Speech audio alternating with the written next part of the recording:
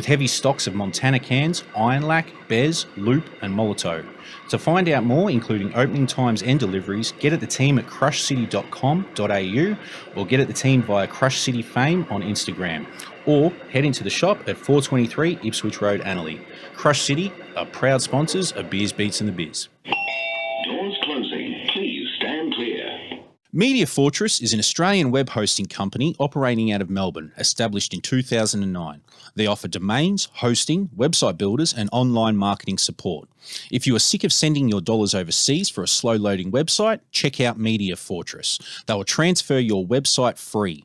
Domains from as little as $17.50 and hosting from as low as $7.50 per month. Head to mediafortress.com.au for 100% Australian-owned domain registration and Australian hosting, custom website design, and search engine optimization and marketing. That's Media Fortress. mediafortress.com.au or call them on 1300 308 488. Media Fortress are official sponsors of Beers, Beats and the Biz. Support businesses supporting us. 420 Superstore are one of Australia's largest providers of 420 cultural giftwares and paraphernalia. Their product range includes a wide variety of items, from dried herb aromatherapy devices, rolling and cutting supplies, herbal extraction devices, hydroponic grow equipment, to candy, carver and clothing. Open at their brick and mortar location at the Hooper Centre, Toowoomba, Queensland, and online at 420superstore.com.au. From seed to satisfied, 420 Superstore has everything you need. Visit 420superstore.com.au today. 420 Superstore are official sponsors of Beers, Beats and the Biz. Support businesses supporting us. You want to know the real deal? Here it is. You're tuned in to Beers, Beats and the Biz. And we're on. Yes, yes, yes. Once again, back in effect. This is the Beers, Beats and the Biz podcast, broadcasting live from the Shire Studios, as we always do. And you know how it goes down here, man. You want to support this podcast, at us on social media. You can find us on Patreon, patreon.com/. Big shouts to all the supporters of this podcast. Everyone fucking on Patreon, everyone sharing, everyone fucking getting out there. We're doing some fucking crazy shit. And last week, man, we had a crazy guest. We had a fucking... we had our man that's fucking in the studio with us right now, sitting behind the cameras, man, our man Mesk. Gus, he was in the spot, and we just fucking... Man, what did we do? We talked all that kind of rap shit and, just fucking went through Mesk's career and journey into hip-hop thus far, and his journey well into the future, man. There's a bright future ahead, and there's some amazing shit on the way with our boy Mesk. He's doing crazy things musically and everything, man. Everything. You got to go back to that episode. Head over to Spotify. Go to spotify.com, find Beers, Beats and the Biz, subscribe, rate, all that kind of shit. You can see the visuals. You'll be watching this shit, no doubt. It will be up on YouTube too later in the week. But yeah, we are trying to push all the traffic through Spotify.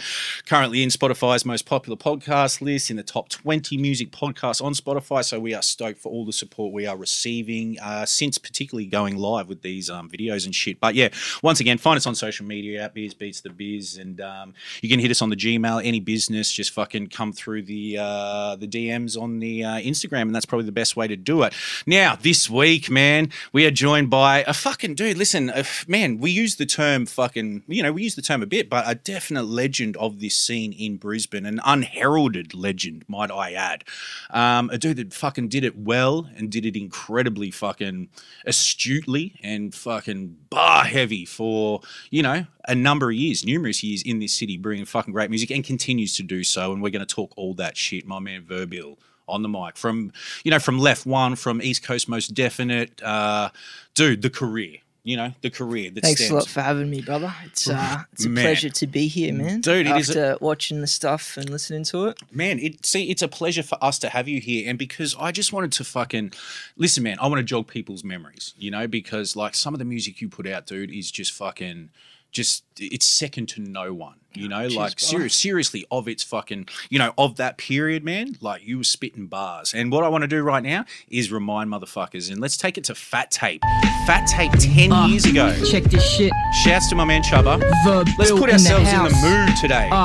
Listen to these bars.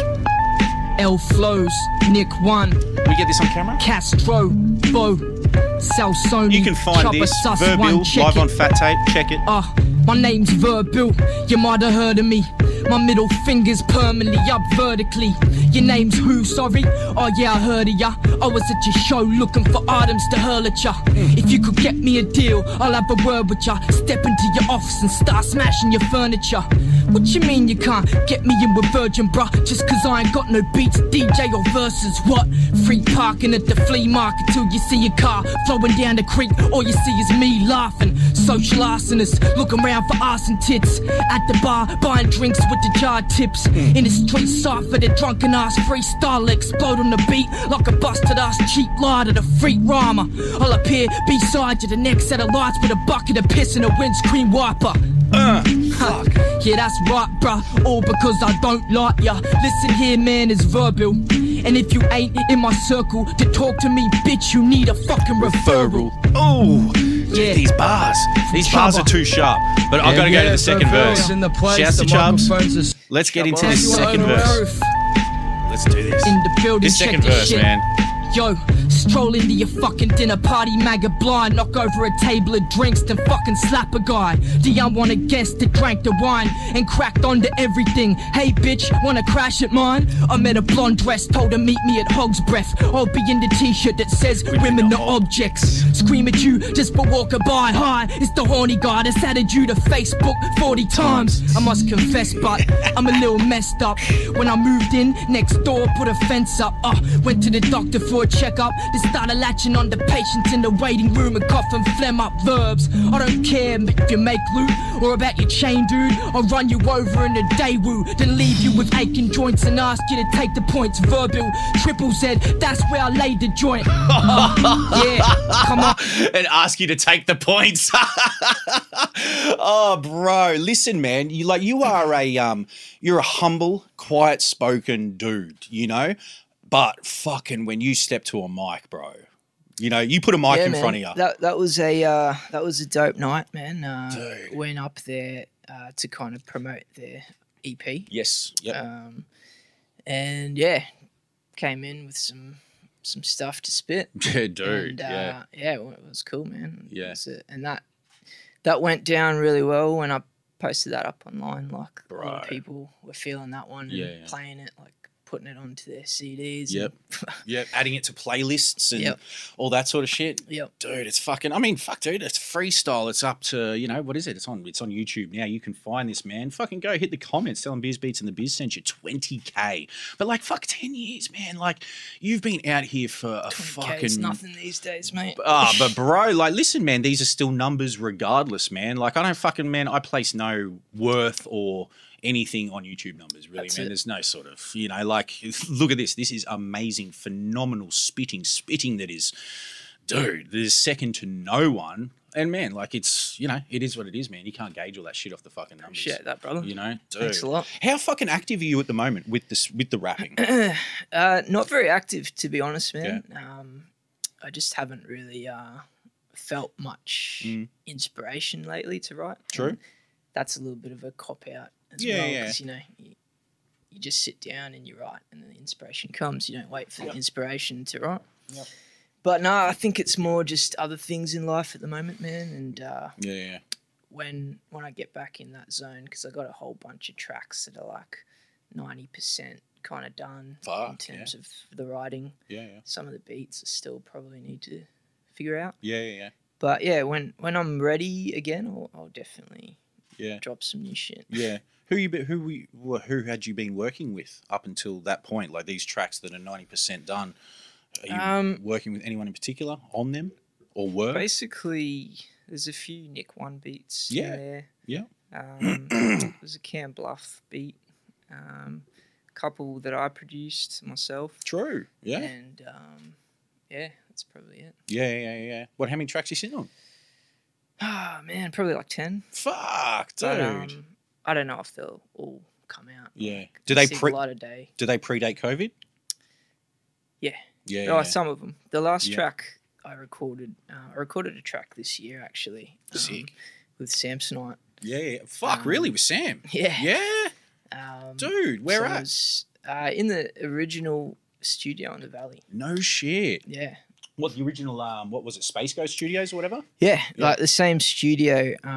It's now turned into a school. Yeah, that's right. And, yeah. He's a music teacher. That's right. Yeah, because we had him on the podcast, and that's what he was doing. That's right. Teaching and shit. So it was pretty crazy actually to go back into that studio. Oh, it would be, dude. After, because that's where East Coast Most Definite was recorded. Yeah. And that's where the Verbill EP was recorded. Yeah. So to go back in there, kind of after a long time, evolving as a human. And seeing the studio had gone through its own evolution, and Sam had gone through his own evolution as well. Yeah, it's just kind of, it's a cool experience. It was like just fucking like just sort of like life going full circle almost. Just coming back to this point, all these like a fucking decade plus later. Kind of, yeah. Yeah. Under so many different circumstances, obviously. Yeah. What sort of changes had that studio gone, or has that studio gone through? Well, the first thing is the booth. The room that we recorded in. That wasn't where I recorded this new track. Yeah. It was kind of upstairs, in the. I don't know. I think bands used to play there. Okay, yeah, like a rehearsal space type thing. Well, they recorded up there. Sorry. Oh right. But it was just a bit more suited for a band. It was a bigger space. But Excuse me. yeah, it's completely renovated, man. It's like a really modern looking school and stuff like that. Is it still his? Is it still Sam's, or is it part of Brisbane? Oh shit! There we go. Is it part of fucking Is it part of a school or something? It's part of a school. He's a teacher. Yeah. It's not his. So it's not his studio, no. but he used to run it. Fucking what, years ago? Yeah. Yeah. I don't think he. That's not the original one though. Hey, there was one at South Bank or something, wasn't there? I'm not too sure. The first time I ever recorded with Sam was at his mum's house. Wow. In the basement. Yeah. Which is the first place I ever met the whole Optimum crew and Nick One as well. Yeah. And then after that, it was this studio that I'm talking about. And then he moved briefly to somewhere near Paddington. Okay, because he was teaching there and he had another studio there. Wow, right. Which is kind of where we did the mixing for my EP. Okay. Because he kind of moved studios while we're doing it. And recorded a few tracks there and stuff. But. Yeah, I never visited that studio. And go back, find the Optimum podcast because we had the Optimum on. It was good having. That was an early episode. Yeah, it was early, man. Yeah, it was early. I can't remember. I think it's pre-50 for sure. I think it was in the first 50 episodes. But it was great getting those dudes down. Shouts to K West, man, who I still talk to. I talk to Chris regularly. Shouts to Samsonite, Datsun. We had Damage down here. I hope Damage is doing well. You heard how Damage is doing? Do you know? Not to speak on someone else's behalf. No, I don't really speak to him much. No, I texted him maybe last year at some point. And we send our fucking best wishes out to Damage. Hope he's doing well. Just a fucking legendary Brisbane dude. Someone we need on the podcast, but when when it's the right time, we'll have him on. How did that connection spark with the Optimum? And because you guys were never like Red Tape or anything like that, you were never sort of, you were recording with them, loosely affiliated in some way, but never went with that whole look. So that goes back to a Babylon gig. As most things do in this city, as so many things do. No doubt. I think you guys were on the bill of that one. I can't even remember exactly which one it was. Okay, who? But don't know. It was supporting? One of the first. We're on some fucking early ones. It was one of the first. But yeah, it was the first time Left One had ever done a show live other than the Awkward show that we did at the Sporties one night. Awkward at Sporties. I think Jaffel organised that somehow. How the fuck do you wind up at Sporties? At Spring Hill? No, just a local sports club. Oh, I thought you were talking about that fucking Sportsman's bar up in Spring Hill. I was just like, dude, I just wound up with a gig in there. No, not that one. The notorious Brisbane gay bar for anyone outside the state. They wouldn't have us, mate. They wouldn't have had the Left One of that era. That's for damn sure. You cunts on stage, man. Fuck. No, it was, I don't know what it was like. I can't even remember really, but I remember Drapple, he'd done like a little chalkboard outside. Yeah. I think it might, actually, that's it. It was 143 was performing. Oh, wow. And it was like Sick. featuring Left One. Yeah, dude. And it was just like, you know, typical sporties people like cutting into a palmy or something. And then we're just like these young kids on stage screaming into the mic. Yeah. It's like no one in the crowd, maybe one person just going nuts. One person. But yeah, like Babylon was the first kind of official gig, if you want to call it that. And we just people hadn't known who we were, so we just went up and we kind of spat songs from the Left One, Fuck You Volume 1 release before it was actually put out. And I just remember the reception was just like very good. You know, like all these people in the scene that I'd seen around, had never spoken to. Yeah. And they were just like, "What? Who are these guys?" Yeah, bro. That was kind of the look that most people were given. Yeah. And so I spoke to a whole heap of people after that show. And I remember just waking up like semi-hungover and just pulling out a notepad and just writing down like every name of the people I met. And you know, like shit. Ken Oath was on that. The Optimum, the Optimum Boys, and just whoever else. DJ Sheep, I think, was there. Yeah. Just, you know, kind of just the people that you bumped just to get these connections in the scene. Of course. And so Sam was kind enough to let us go around to his and record. Yeah. And he became kind of our go-to guy just for recording stuff. We'd always link up with him because he just did an awesome job and also contributed, you know, musically to opinions and stuff. I think he was like an early mentor to so many, like, in the history of hip hop in Brisbane, man, like Samsonite, you know, like we should fucking really credit, you know, like I know he played an early role in Kings Connected, or, you know, even you and Who's Army was early on Kings Connected, and like you guys Left One. And, you know, for anyone outside this, you know, like that's why I wanted to kick shit off with your bars, just to you know, if people hadn't heard, so people can hear, and if they hadn't listened in a minute, just to kind of refresh their memories, man. Because, like, there was a point in this city where, like, there was a huge buzz around Left One. Like, you know, to the point where you land on, you know, the LC supports and all that sort of thing. Like, you know, people were taking notice, man. And, like, what you guys were doing was fucking crazy, you know. And Sam deserves his credit too, you know. Like, for sure, man. Sam's a legend. And, like, musically he's a legend. And as a person as well. Such a nice dude, man, always. 100%. And a funny dude as well. Yeah. Good sense of humour. Yeah, dude. Yeah, 100%. Always got along with him. And Nick too, like his older brother, you know. Did Nick produce a bunch of shit on your EP? He produced the whole EP. He produced it all? Yep. Yeah, dude. Is that before or after he did Billy Bunks? After. Yeah, because what were we talking, 10 years ago, 11 years? 2012, December 2012. Fuck, so it's 10 years 10 years this month. Well, when this goes live, it'll be fucking 10 years. Very close to the dude, what a way to commemorate. Crazy, eh? Fuck yeah, dude. This is good timing, man. That's it. Bro, because you've come up on the past couple of podcasts, you know, or not the past couple, probably the fucking, what was it? You came up on Struts and you came up on Shadows. And Shadow from Perth, dude, cited the influence of Verbill and Left One. Yeah. Now, you in particular. Yeah, dude. Like, you guys resonated. I watched that episode because you told me that you mentioned me. I was like, okay. I'll go find the mention. I'm not, to be honest, like, I don't know much about what's going on in the scene. No. I don't know many of these new artists and stuff. So watching that was really interesting and just it was cool to see his energy, like his fresh energy and dude, and his hunger. Yes. And just what's going on now. It was awesome, man. That hunger would have mirrored yours at a point in time. I mean, look at what you're fucking well, I could relate to to it. Yeah. I mean, obviously we all can relate to that, you know. He's I don't know how old he is, but I think he's probably older than Left One kind of ages. But still. Yeah. How does like the formation of Left One? You know, how do you guys come together as a collective? Were you all in school together or like? Yeah, so Left One's 4 people. Yep. So it's Elflows, it's Funny, it's Next to Kin, and myself. Okay. DJ Bo? No, he's not. He wasn't in Left One. Okay, all right, word. But we made a connection through that release. Yeah. Because he heard it.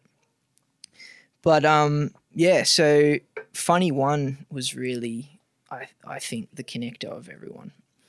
So he was my best friend at the time, growing up together, and he kind of connected the crew. He introduced me to Elflows. Yep. Yep. And he was like just the dude at school who was just knew everybody. Yeah. Yeah. Everyone from every freaking school in Brisbane. Yeah. It's kind of like One they're of like, those oh, who dudes. do you know? And you're like, I know Funny, and they're like, oh yeah, that guy. Yeah. And so yeah, he formed the crew really because he connected Elflows, next to Ken, me. Like we all knew each other mostly through skateboarding. Yeah. Okay. Yeah. But yeah, I felt like we had a connection musically. Like we were kind of doing similar stuff and kind of impressing each other with our bars and stuff like that. Yeah. Yeah. And I guess Funny kind of probably thought this is the best of the local dudes in his opinion. And Were you all Gap boys for the most part? mostly the Gap, Ferny Grove. Yeah. Because when we had area.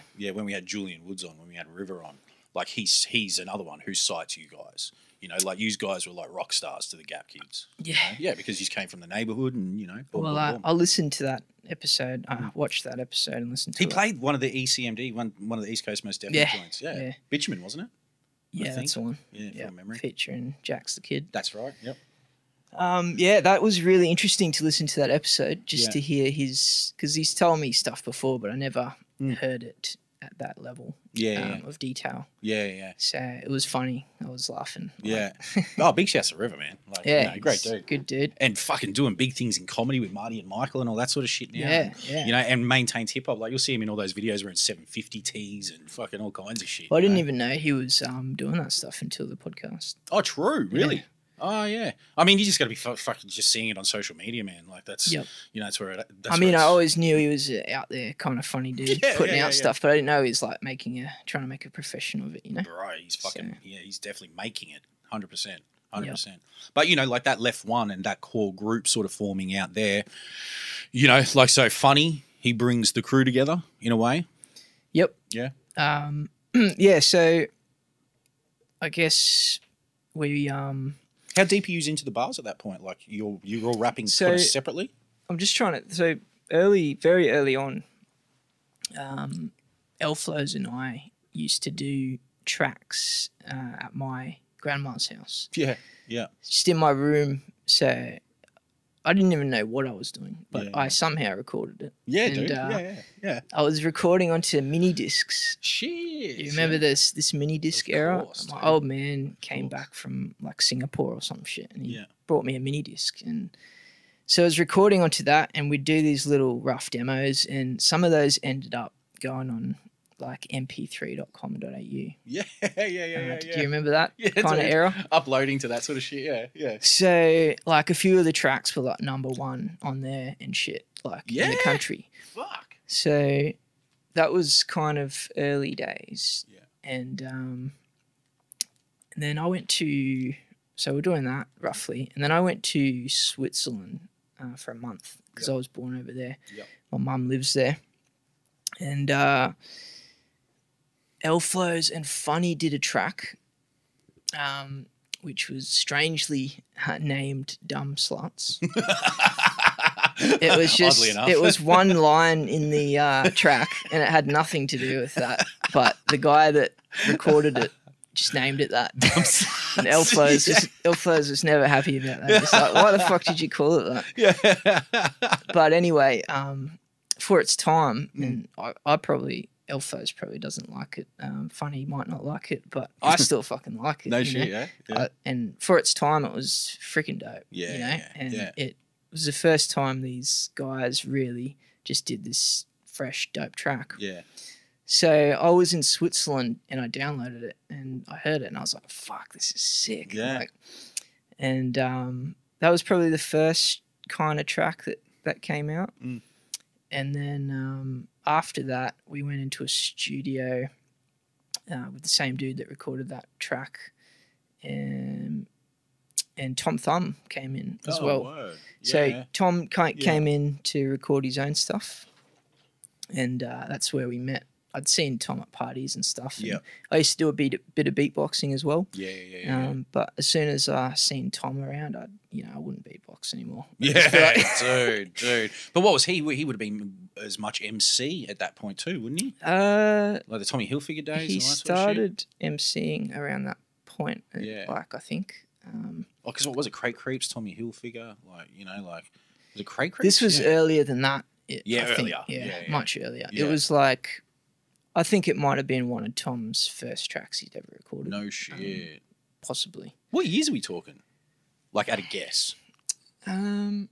This is super early. Like, I would have to say maybe 02, maybe. Yeah. Fuck, that would be early, eh? If I can, I don't know exactly. But. Yeah. And memories are hazy. Yeah. Yeah. So that was the kind of the start of recording, and then when we decided to put something out, we hit Sam up because that show and stuff had transpired in between then, and Yeah.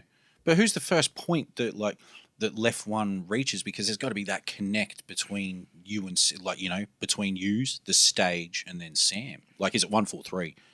Is it is it Toddy? Is it Mokes? Is it C-Max? It's definitely it's definitely Moko. And Toddy, because they are from the same area. Yes, exactly. And they put us on super early. Yeah. Because they knew we rapped and stuff, and we used to rap with them. Fuck, I gotta make an effort to try and get them on this podcast. Yeah, that would be an awesome podcast, because they'd have so many tales to tell. And the Babylon crew, they have to be amongst the most important hip hop promoters in Brisbane history. Like what they did through that period, through that decade. Even if it wasn't quite a decade, they were just selfless in what they did. They weren't MCs. They weren't DJs. They were just bringing. Like a lot of promoters over the course of time, and bless every one of them that have done their thing. We recently did it with Brad, but for the most part, Dwiz has done a lot of promotion, but he's an MC and stuff. And, there's a lot of dudes that are MC promoters, so they wind up on their own bills and shit like that. All power to them. That's why you're doing shows, But Mokes and them, man, the fucking amount of dudes they brought to this country, man. I didn't at the time really realize how much they were doing. Because I knew them personally, and but they did so much, man, and they definitely gave us our first shot at just getting up on the mic and letting the scene hear what we had. So massive thanks to those dudes. I got a 50, I got one of those big ass 50-litre IKEA boxes at home. Actually, I've got 2 of them. It's pretty much just filled with old flyers and lanyards and just all bits and pieces from over the years, and fucking, man, it's probably a portion of what I could have. And no shit, I'll go through those flyers, man, and they were all fucking Babylon shows. So many of them. Crazy. Man. It's amazing, dude. And like you said, you forget the amount of artists they brought to this country, man. Not that they brought them, but then if someone was coming, they would tour them to Brisbane. They would take it upon themselves to get that artist to Brisbane. Dude, from the Licks to Master Ace to fucking all the Aussie acts and, you go through the list, man. I remember they almost had non-fiction here at one point, when that was supposed to happen. Yeah. Even the British acts, Brain Tax and Task Force and all that. That Brain Tax Maestro. Yeah. So Left One winds up on a bunch of those bills courtesy of Mokes catching you guys somewhere, or or just getting the CD in his hand.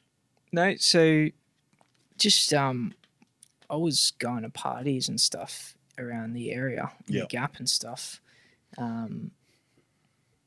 before anyone even knew I rapped. Yeah. So I would see dudes like Buer. Yeah. Shouts to Buer. Yeah. Buer's a legend. Yeah, dude. I'd see dudes like Buer freestyling at parties before I'd even be confident enough to freestyle. And he would just be absolutely shredding it. I'd just be like, fucking hell. Yeah. And he was a legend as well, just such a good dude. Yeah, dude. So Moko was in his crowd. So I knew Moko through that. Yeah, right. Before, anyone even took me seriously as a rapper. Yeah.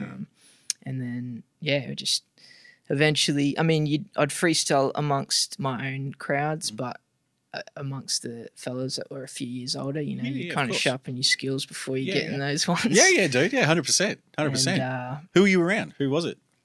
what do you mean? Like those older dudes. Oh, so yeah, Buer would Yeah. be one, and Moko. Mokes, he yeah. was Yeah. he was spitting as well. Yeah, he spat for a while. Just pretty much all the C-Max, RF Dub crew, Sus, man.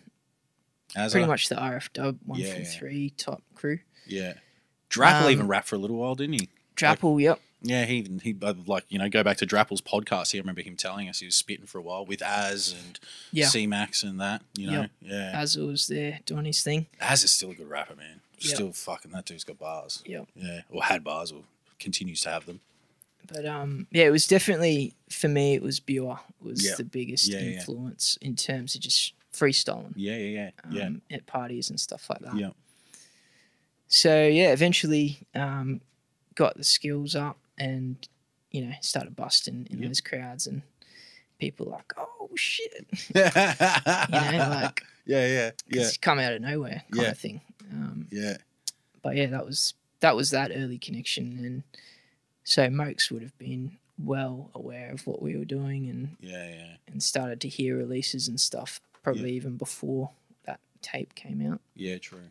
True. because we were just open with that crew, you know. Yeah. So that's probably how it happened. Yeah, so you're creating around them. They're hearing it as it's being created. Even like, man, you can go and, if anyone listening, hunt down the Verbill EP, like back in the day on that. You know, I think, is it back in the day where you cite the influence of Buer? Yep. And, Back in you the know, days. yeah, dude, yeah. Talking that shit, like the skate park shit, hanging at the skate park and all that kind of thing. Like, was it always, when you stepped to the mic or when you first started spitting, was it always like punchline focused rap for you at that point? Or, you know, because you can also tell an amazing story, like, you know, you have a real skill in storytelling as well, but dude, where it kind of fucking shines is in that punchline driven rap. Like, was that a priority for you at that Cheers, point? man. Oh, you do, man. You kill it. Fuck. Well, I mean, thinking back, the first rap I wrote was terrible. And Yeah, it of was course. Yeah. And yeah. yeah, I mean, this probably doesn't even happen anymore in these days, but I'm pretty sure it was in an American accent. Yeah. So, no doubt. You know, that used to be the norm. It used to be the norm. Yeah. And like when I was coming up, it was kind of half the people, well, maybe not half, but yeah, 40% of the people were still doing that. Yeah. So yeah, the first rap was pretty crap. I remember my mate was like, "Oh, can I print this out and put it on my wall?" No shit. And I was like, "Nah, man." But nah, man. yeah, I think The accent thing was a contentious debate for so long, man. Like, it was, you know, you look back on it now, it seems almost archaic, you know. It's like, what accent, you know? Like, I mean, everyone's out here rapping as themselves as they do, you know. The accents no longer play a role in what is, you know, Australian hip hop music, you know. Well, I Rap remember music it in was the an country. actual question, like, Oh, it's huge, eh? that people were like, "Have you heard this dude?" No, Yeah. like this local dude. I'm Yeah. like, "Nah, does he rap in an American accent?" Yeah. And it's just like that was my first qualifier. Yeah, like, dude, you were pretty much immediately discredited if you did, you know, Yeah. like, yeah, at a point. and don't get me wrong, there was some dudes that did it that was still dope. Yeah. But yeah, it was just this little elephant in the room kind of He thing. was, man. He was for a long time. And the other question was, and I think this is another thing that people probably don't even think of these days, is does he do multis? Because I remember doing multis, like it was when I figured out what multis were. Yeah. It was like cracking a code or something. I was like, Yeah, whoa, I dude. never realized this. Yeah. And then It is still a question, eh? Like, multis, dude. Like, you're a fuck, man. Like, cunts are still talking multis, bro. Yeah, but, 100%. like there was just this point where people like didn't do multis and they didn't grasp the concept. They were kind of just like, and then it clicked, and then they would start doing multis. Yeah, you know what I mean? Yeah. So that just goes to show kind of the time of that, you know. But now I feel like What informed that, you reckon? What, like that multi-syllabic rapping that would eventually, you know, like not largely take over, but like, you know, would become more to the fore. You know, it's not like no one had heard it, man. We'd heard a lot of the rappers doing that by that point. What influenced you to start going, oh man, I can spit like this, I can word things differently. What did you hear? I guess like I think Buell was doing multis like when he was freestyling, and he was just like punching them out, kind of like Lazy. Yeah, yeah. You know, like I think Buell was very influenced by Lazy. And, yeah. And so was everyone around that time. It was hard. It was hard not to be. Yeah. But yeah, I think hearing that. But when I started listening to like other people, like Big L, Eminem, and all these kind of punchline rappers, Yeah, yeah. that was when it really started to click. Yeah. And Yeah. they were the big influences. Yeah, 100%. 100%. We had that fucking discussion last week, man. Like Eminem, we're talking obscure. Dude, we spent probably 20 minutes talking about obscure Eminem songs, you know? Like, dude, those ones where he spits those fucking crazy multi-syllabic fucking... Yeah, dude, huge. That's what I thought too. Absolutely. Yep. Yeah, yeah. So the path of Left One, like with the music and the output of music, those demos, that early CD, because I only remember, was there anything beyond that? Was there one CD, two CDs? How much music did Left One put out? It was just one CD. That's it what I was remember. called Fuck You Volume 1.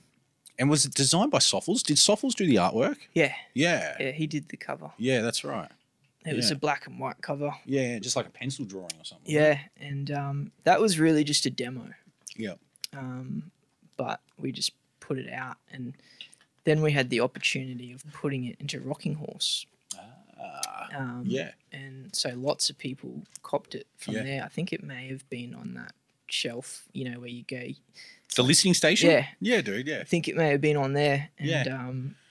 Yeah, I remember one of my mates copping it, and he was real pissed off because it had a Sony disc. It was just a burnt CD. Yeah, dude. He's like, man, I paid $5 for this. It's just a fucking burnt CD. This is a burnt disc. For real. It was super unprofessional. I'm pretty sure we printed all the copies of the cover at like a print shop, and then I took them and then printed the track list on the back of it in like some MS Word font or some shit. Yeah. With an email address on it, and then Is that an email address? Fuck, you're doing all right. yeah, Hotmail, man. Yeah, of course. Dude, I'm still on it. Bro, I am. No word of a lie. I'm still on Hotmail. After all these years. That was cool. Dude, man, listen, Proof hooked it up and I've never fucking changed. I've never seen any need to, you know? Yeah, I'm on Gmail mostly, but Yeah. both. Oh, Biz Beats and the Biz is Gmail, but my personal one's still Hotmail. I mean, yeah, they both got all our data anyway. So Dude, that's it, man. They've got it. We're in the simulation. that's it. Yeah, bro. We're fucking deep. We're deep. So, what were we just talking about? I've fucking forgotten. Left one. Yeah, that's Rocking right. Horse. Yeah. To land on that listening station was a look within itself, man. You know, like... Oh, mate, that listening station was everything for Bro, me 100%, when I was 100%. coming up. I remember going up there and listening to like Jest. Yeah. I think Prowler and stuff like that. Yeah, dude. And, yeah. Lone Wolf? I can't remember. I think it might have been a Prowler and Trem release, like a 4-track, and it had Renown on it. Oh. Like the Jace remix. Oh, that was that. Was that the Yeah, that was one of those EP things they put out, wasn't it? Like. Yeah, I don't know, but Yeah, the Jace remix. Yeah, of banger. Renown. Like that was it was incredible. Yeah, dude, that's an amazing fucking song. Yeah. And yeah, I just heard a whole bunch of shit on there. Jest was a big one that blew me away. Yeah. When I heard it on that listening station. Yeah, bro. Yeah. Fuck yeah, dude. Return of the Drifter, I think. Yeah, dude. Yeah. He comes up a lot, man. Like, fucking Jest has influenced a generation of, you know, He's MCs. incredible, man. Yeah, dude. So the reaction, like, so you start selling copies out of Rocco, you know, like, man, this buzz, like, just to reiterate to people, there was a huge buzz around you guys. You know, there was, you know, and then obviously following with the East Coast Most Definite. But let's sort of, you know, those Left One years, what did it comprise of? Just a lot of shows, you know, you've released this EP. How many shows were you doing? To be honest, man, we didn't really do many shows. No? No. I think, like, Left One as a crew, I don't know, man, a handful. Yeah. We didn't do many shows. Really. Yeah. And yeah, it was more just about that EP. Sorry, not EP. The 4-track demo that we dropped, just circulating. Yeah. And just getting around And bubbling. through hands of people, through schools, just through seeing. Yep. It was just word of mouth kind of thing, mostly. Yep. At that time. I think SoundClick was the website of the time. Do you remember that? Fuck no, I don't remember SoundClick. LimeWire and fucking the handful of others. I remember Jaxie had a whole bunch of tracks on SoundClick. Yeah, man, fucks me. I can't remember all that shit. I'm just fucking. I'm at a It loss. was like the SoundCloud of its day. Of its day, Yeah. Yeah, it's fucking bugged out. Like even on what is it? Is it Buggin' and Illin or whatever on the EP? And you're like, why haven't the hoods hit me back on MySpace and shit like that? I'm just like, oh shit. Yeah. But listen, all my music, man, like it's kind of you listen to it now, it's dated because there's MySpace references and all that sort of shit. You know, I did the same thing, man. It's That was the crazy. era. You know, we wrote through that specific era of those times. You know. Yeah, I sometimes I try not to. I think ahead. I'm like, if I mention this, is this gonna age well? Yeah, dude. So like putting like a date, like a year stamp Yes. on your track, Yeah. and you're like, fuck, Yeah. that sounds old now. Yeah, dude. Whereas and someone might hear that and go, oh, this is old. But if you don't put it on there, they might have thought it was released yesterday. Exactly. Or another thing was I had this rap. They haven't released it yet, but I mentioned getting a taxi. I don't think I've gotten a taxi for like 10 years. Like it's Uber. you No know? shit, eh? There's still taxis out there. Dude, they're out I there. don't know if people get them. The poor cunts are suffering. I caught one last week, actually, oddly enough. Yeah. Yeah, right. I caught a cab. I ordered a cab into town. They've from got my an place. app too. No, Now. dude, I just did it online. I was just like, oh, fuck, I'll just order a cab. You know? Yeah. It was, I spoke to the dude for 5 minutes, man. Cabbies are fucking suffering out there, man. Suffering under the weight of Uber. Well, there's like fucking 8 Uber drivers for every one cab, you know? And some of those cabbies have paid, Yeah. some of those cabbies back in the day were paying like $250,000 for a license and then Uber hits, you know? Well, you see, like you walk out of the what do you call it, felons or whatever. Yeah. And there's just like 40 cabs lining up, but no one's getting them, and there's just people there with their phones waiting for an Uber. Waiting for Uber, dude. Exactly. Looking for the number plate, man. Looking for the car. Yeah, it's crazy. Yeah, 100%. 100%. And you're getting cabs now. Like, I get in a fucking, like I said last week, I get in a business class cab and it's fucking filthy, man.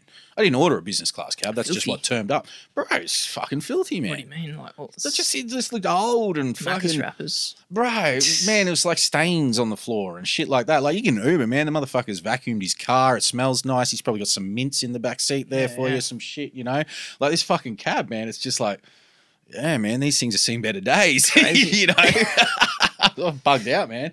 You wouldn't see that shit in a business fucking cab years ago. Those fucking, what was it, the silver service or whatever? That's hilarious. Kinda. Yeah. But like with the music and stuff, dude, like heading back to that music, how long do you guys stay that core group for with Left One?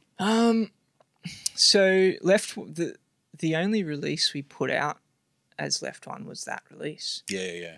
And then basically the next release after that was Elflows and Verbill. And that was How close is that?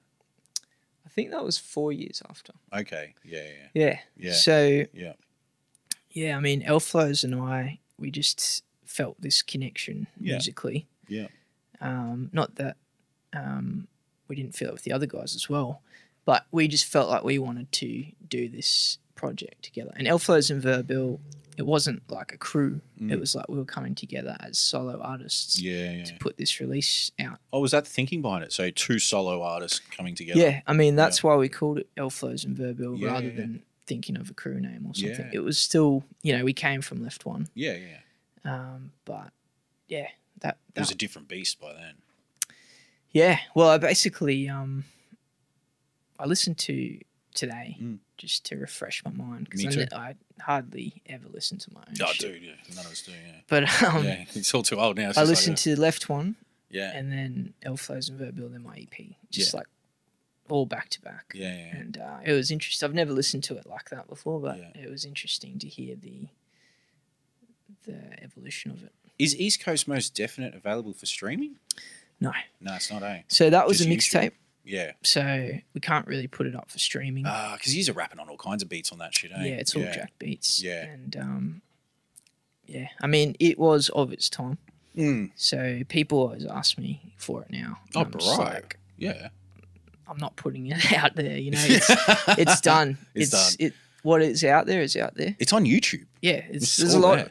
Not the whole thing, but a lot of it is. A lot of it. Yeah. So yeah, I just tell people to check that out. Yeah, dude, you find it on YouTube. Go look up East Coast Most Definite, Verbill and L Flows. But see, that 4-year period between there, I mean, like, dude, we got to touch on the LC show because you guys opened that night.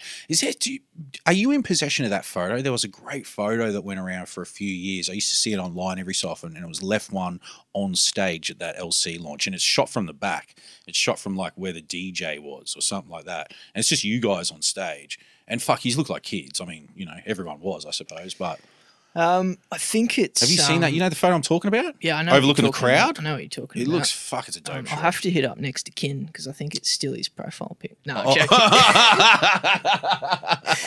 joking. No shit. No, but there is a copy somewhere, probably on my hard drive. Oh man, I want to fucking post that shit on social media when this episode goes live. Yeah, You know? I'd love to use that photo. Yeah, that was, I mean, I haven't Googled, I haven't looked for it, but I remember seeing it years ago. It was a well, great I think shot. it was someone used that photo. I think when they uploaded the track by Next to Kin and Me, Ah, 04. okay, yeah. I think they put that in the YouTube image. Oh, maybe that's where I've seen it. Fuck, I don't know. I think, yeah. Yeah. But what was it like supporting, you know, for you guys coming out at that point, a couple of shows deep, and then stepping on that stage, man? That was a big fucking night. You know? That was fucking wild, man. Yeah. It's Yeah. like, once again, like in hindsight, you appreciate it more.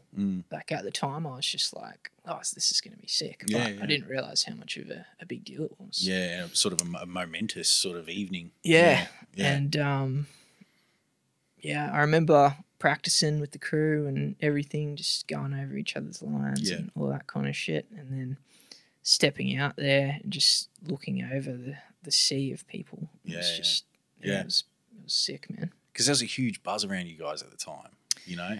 Yeah, there was. And I guess that was kind of school years. Yeah. And the end of school, early going out into the real world type timing. Yeah.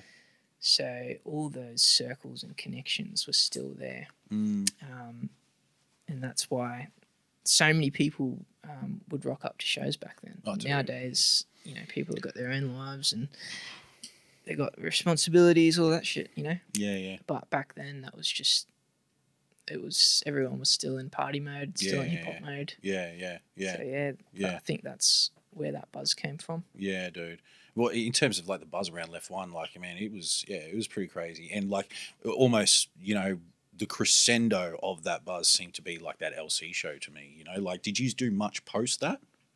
Was there much Left One shit post that fucking LC joint? I can't remember, man. Yeah. I can't really remember. The memories are hazy, man. I mean, when was that? I mean, we spoke with Brad about it. I think it was 08. You know, it's just kind of like, fuck, is it that long ago, man? It's going on 15 years almost, you know? 14 solid. That was the Murderous Metaphors, wasn't Yeah, it? dude. Yeah. Murderous Metaphors launch at the Rev. Yeah, because we did, Elf Flows and I came together again for Strut. That's right. When he did the mixtape tour. Yep. We'll get to that. How do you dudes... Well, so how do you know, like, so you and Elf Flows come together as individual artists from the same crew and start working on the East Coast Most Definite thing? Like, how's the rest of the crew? Where's everyone there? Like, you two sort of step out to shine, you know?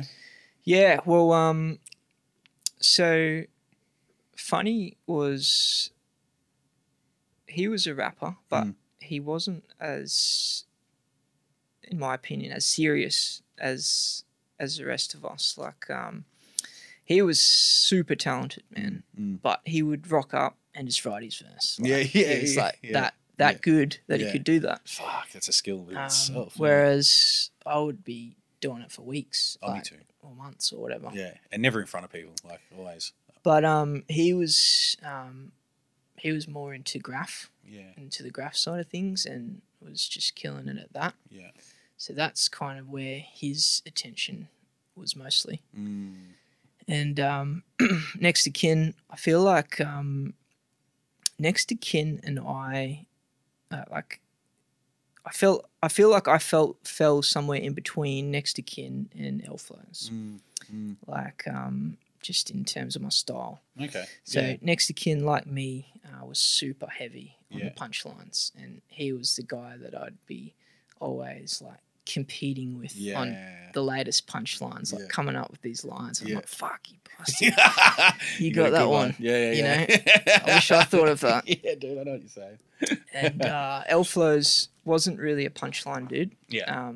In the sense of it, he was just a raw lyricist who just brought this crazy cool, fresh style. Yes, definitely. Like he didn't need punchlines. He was just he had this other fresh thing going. There was a steez to what he did and how he spat it, and there's definitely like there was lines in there. You know, there's obviously punchlines and shit, but it was steezy. Like you know, it's kind of like how you would almost rate like a Culprit or King's Connected in a way. You know, like it's not punchline rap; it's the furthest thing fucking from it. But it's you know, it's just got such a fucking amazing flow, and you're still hanging for that line regardless. You're kind of like, ooh, what's coming at the end of this bar? You know, something's on the way. Totally. Yeah. And so it was never like it was kind of just like Elflows and I just felt like we wanted to connect for this project. It wasn't that we didn't want to do anything with the crew anymore. It was just like there was this energy and this synergy, and that turned out to be true. Like when we put it out, it went really well. Next to Kin was meant to be on a track on there as well, but that track just didn't turn out like as good as we hoped all around the board. So we didn't end up putting that on. And the only feature on that mixtape ended up being Jack's the rapper. Jack's the Kid. Jack's a Kid, yeah, sorry. Yeah. But I still wanted to do like Funny wasn't really rapping, but I still wanted to do stuff with Next to Kin. But at that point, it was just like people had moved on with lives and stuff like that, including him. Yeah. So he wasn't really doing as much stuff. And I think after the Elflows and Verbill thing, I think it was at one of my parties or some shit. I was just talking to Elflows outside, and we both just felt like we wanted to do our own thing after that one. Yeah. And because our styles were starting to go in different directions. Yeah, okay. And if you've heard his new stuff, you may have heard some of it. Yeah, I've heard bits and pieces. It's very different to what was on East Coast, most definitely. Oh, bro, yeah. And my stuff is very different to what's on I would East say Coast, worlds most apart. definitely. Yeah, both So of us. we both kind of went in these other directions, basically. So it didn't make sense for us to do another project together. So it was a concerted effort. So it was just like, okay, we're going to come together, and then both of yous kind of just went, yeah, we're going our own ways. Pretty much, yeah. Yeah, no shit. It was, I remember we were both kind of must have been thinking it, but didn't know how to say it to each other. Yeah. We when we had a chat, we were like, yeah, same. Yeah. Or whatever. Yeah. So Yeah, I'm done with you. Well, it's mutual. fuck you, man. Nah. Yeah. But the funny First thing mutual is, breakup. we I've often thought, maybe people think we're not mates anymore because we're not together anymore in terms of the musical thing, but we're probably closer mates. Well, definitely closer mates now than we ever have been. Yeah. Nothing to do with that aspect of it. Yeah. Now, what's that fucking... Who was it? Who's it? Fucking the Alcoholics or something like that? I never left my group. It's just time we all expanded. I don't know if that was the Alcoholics. I can't remember. That's a dope line. Was that Evidence or something? I can't remember. I never left my group. It's just time we all expanded. I remember this line. And, I remember thinking that too. Just sort of venturing out as a solo artist. Yeah, at a point, it's kind of like, no, you're not leaving anyone. It's just, you're just venturing off to do your thing, man. And I hope, Next to Kin, just to bring it back to Left One, I know he's got heaps of stuff up his sleeve that he never really put out. Yeah. So and he does still write sometimes. So really, yeah. I hope he puts out something at some point because he's a skilled dude, Is there any music left over from the Left One days that's in existence? Do you mean like stuff that didn't get released? Yeah. Nah, probably not. I mean, there might be, but it'd be shit. It's never going to see the light of day. No. Yeah. No. Well, how old would it be if there was? 15 years old, probably. Yeah. Dude, And, going on. Yeah. Dude, let's talk about like the beat selection for East Coast Most Definite because, I was going through it too. What made you go with those beats other than those? A lot of them are bangers and shit like that, but were you listening to a lot of those artists or were you given those instrumentals? How do they where's that beat selection come from? So that mixtape, I would say Elflows and I put blood, sweat and tears into that. Yeah, I believe it. We spent a lot of time putting that together. Yeah. And Bo, so you asked about Bo earlier, DJ Bo. Yep. So he was the guy that was doing the cuts on that mixtape. And Elflows and I pretty much picked every cut. And yeah, I guess the beats were just shit we'd heard or were listening to that we... So Bo's doing all those cuts, isn't it? Sick. Bo, yeah. Shouts to Bo. Shouts to DJ Bo. Yeah, shouts to Bo. Aloha Bo. He killed those. Yeah, man. Good dude too. Yeah, man. Great dude. So, I guess I think we were just listening to that stuff. Actually, no, I don't think all the beats were stuff we listened to. At least for me. I think some of them I just liked the beat. Yeah. But I didn't actually necessarily know the original track or listen to it. Yeah. Because I think I used an ASAP Rock. Can we go through some of the beats? Do you recall? Is a non-fiction beat on there? So the first track is Ruthless Bastards by it's a Wu-Tang type beat. It's produced by RZA. Is it? Pretty sure. Okay, yeah. Fuck, man. Blanking now. Yeah, dude. Yeah.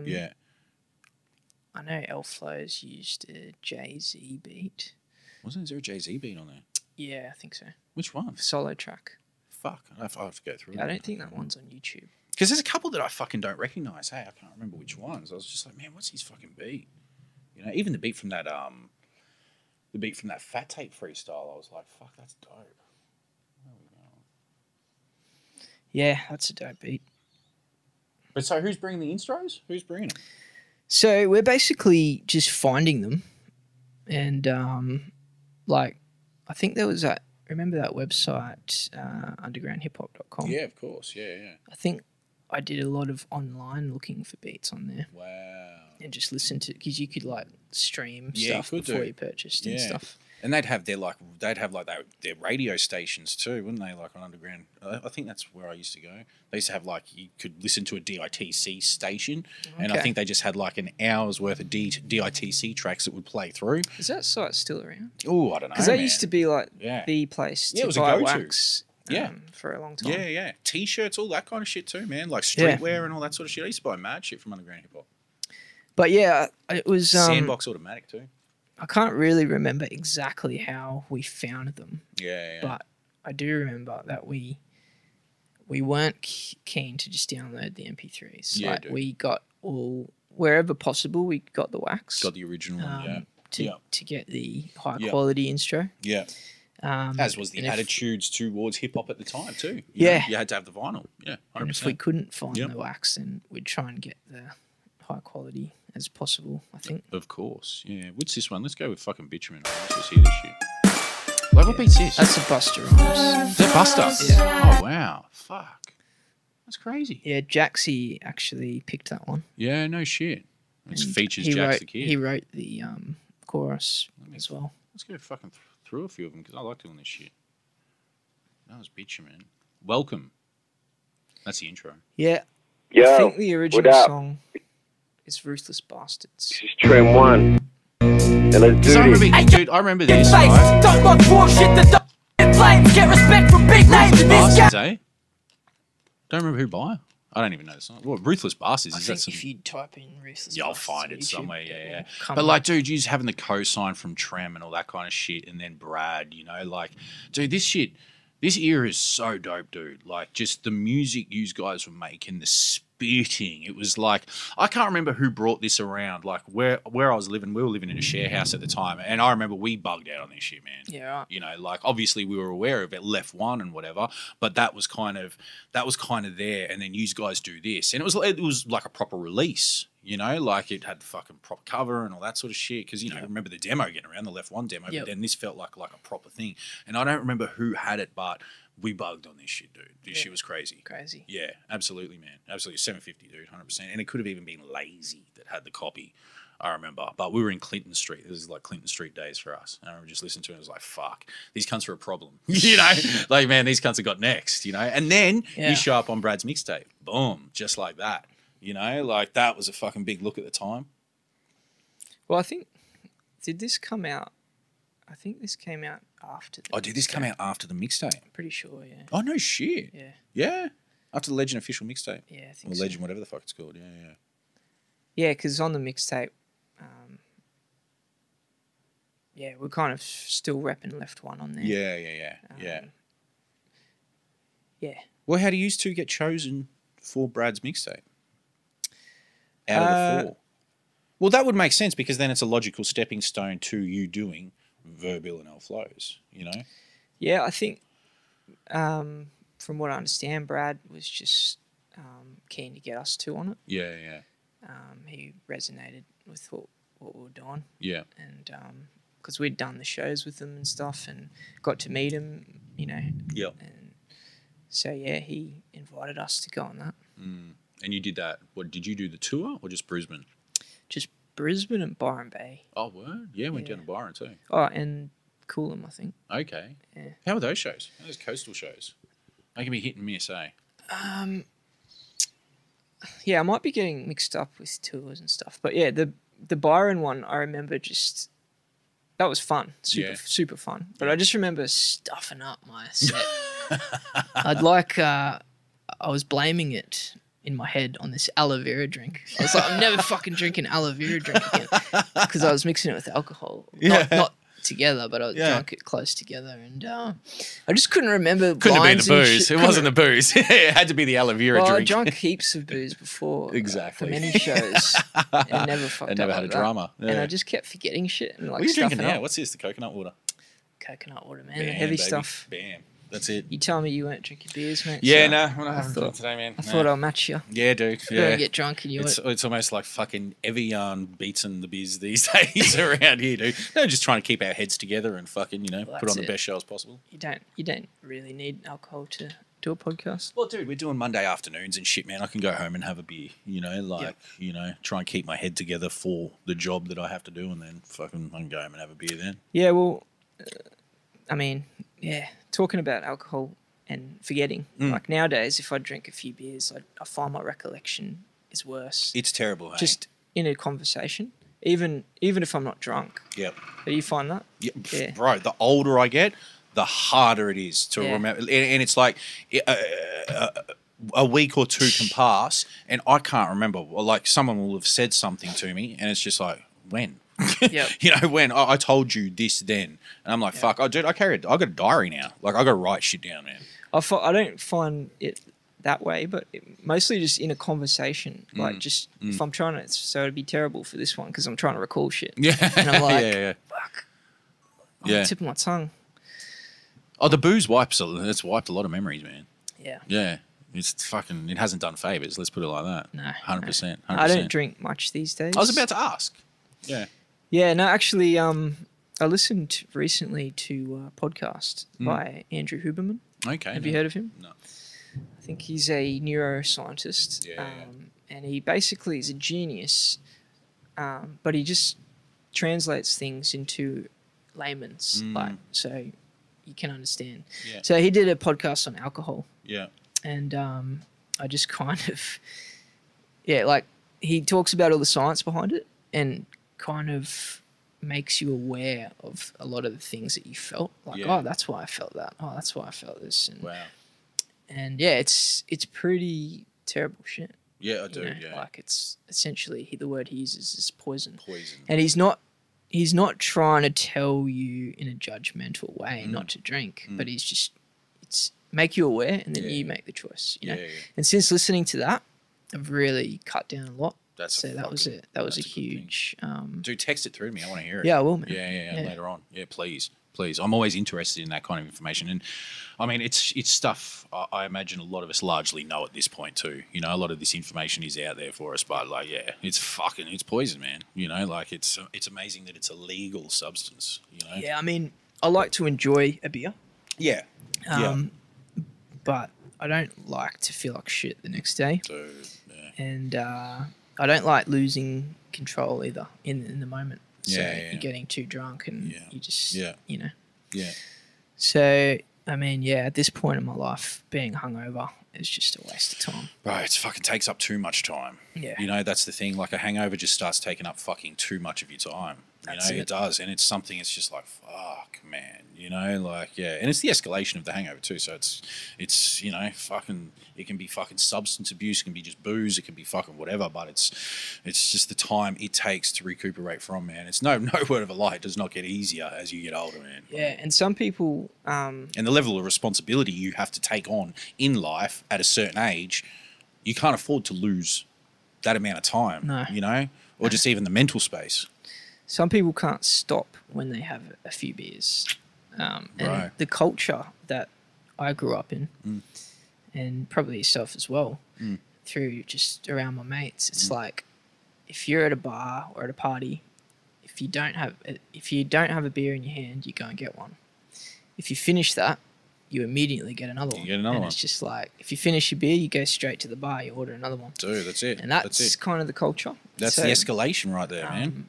So a lot of people still have that, where they can't just have a beer or two and not go get another one. Yeah, dude. Man, I'm largely that person, man. Seriously, I'll start drinking. I mean, I have my moments. I've been that person as well. But that's why I don't drink here now at the moment, because it's always, you finish one and I turn around to that fridge and grab a fucking another one. And before you know, it's kind of like, man, I've sucked back fucking 5 beers in 2.5 hours and I've got to go get behind the wheel and drive the fuck home. Yeah. You know, it's like, dude, what are you doing, man? You know, too old to be doing that shit now, man. Like, it's crazy. Beyond the fucking legalities and the bullshit. That just reminded me of one night I went out with Mike Reed. Yeah, big shouts to Mike.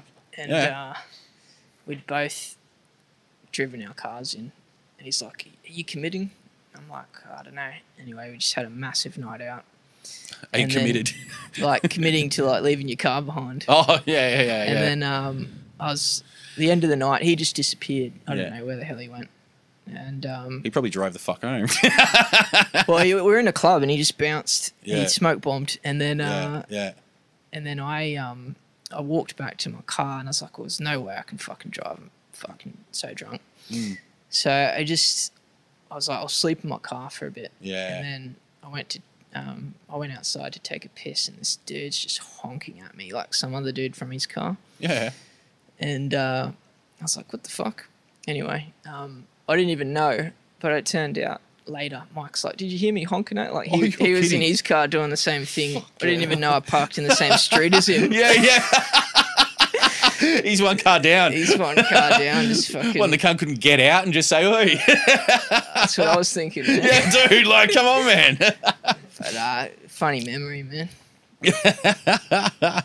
Yeah, but that's it. That's the fucking booze, man. It's it's the root of a lot of evil in this world, man. Like, it's crazy. Well, what I've found lately with not drinking is drinking. Of a lot of my life, I've used it as an escape. Yeah. So, you know, you work the 9 to 5, shit's annoying or whatever, and you want to get out of it. You want to get out of this rat race. You want to create. You want to do new things. But it's easier to just go and drink and write yourself off on the weekend, have a massive weekend. Escape. And then you just repeat that cycle. Yep. And then now with cutting down my drinking, it's been a little uncomfortable sometimes, because you kind of have to face these things that you'd otherwise just dilute with a beer. You know? Like these problems that you just So I've found that lately. So, yeah. A greater clarity, do you think? Like, or you know, is it almost in some ways rediscovering yourself, like living beyond the confines of alcohol and alcoholism? I actually did a year off once. Wow. probably about 2015 or 16 or something. Yeah. I tried 6 months and I got through that. Yeah. And then my mate was like challenging me to go a year. Yeah. And yeah, I got a lot of clarity Yeah. in that year. Yeah. But that after that was over, I didn't have an intention to keep not drinking, so I went back to it. And then Yeah. eventually just you go back into the same cycle. Yeah. How often did you find yourself drinking through that period? So post you come back from a 12 months, you don't do that, Yep. you know, you stay sober and then you find yourself drinking again. Do you dive head first and it's like, you know? So I've never been the type of person to drink every day or on a weekday. Never been that kind of guy. That even really often stored beer in the fridge. I was the kind of guy that would hit it super hard on the weekend. Yeah, exactly. Like, and just drink, you know, way too many beers in one night. Yep. So usually when you think of, you've got a drinking problem, you think of someone that wakes up and takes a swig or someone that drinks every day. But there's other types of drinking problems. There's binge drinking problems, Exactly. you know, which is kind of what we started doing in high school. Yep. Or, Yep. so Yep, yeah, you I can would tell say us I that. was in that trap, you know, Yeah, just Yeah. kind of drinking way too much on weekends and Yeah. feeling like shit for the next day. Yep.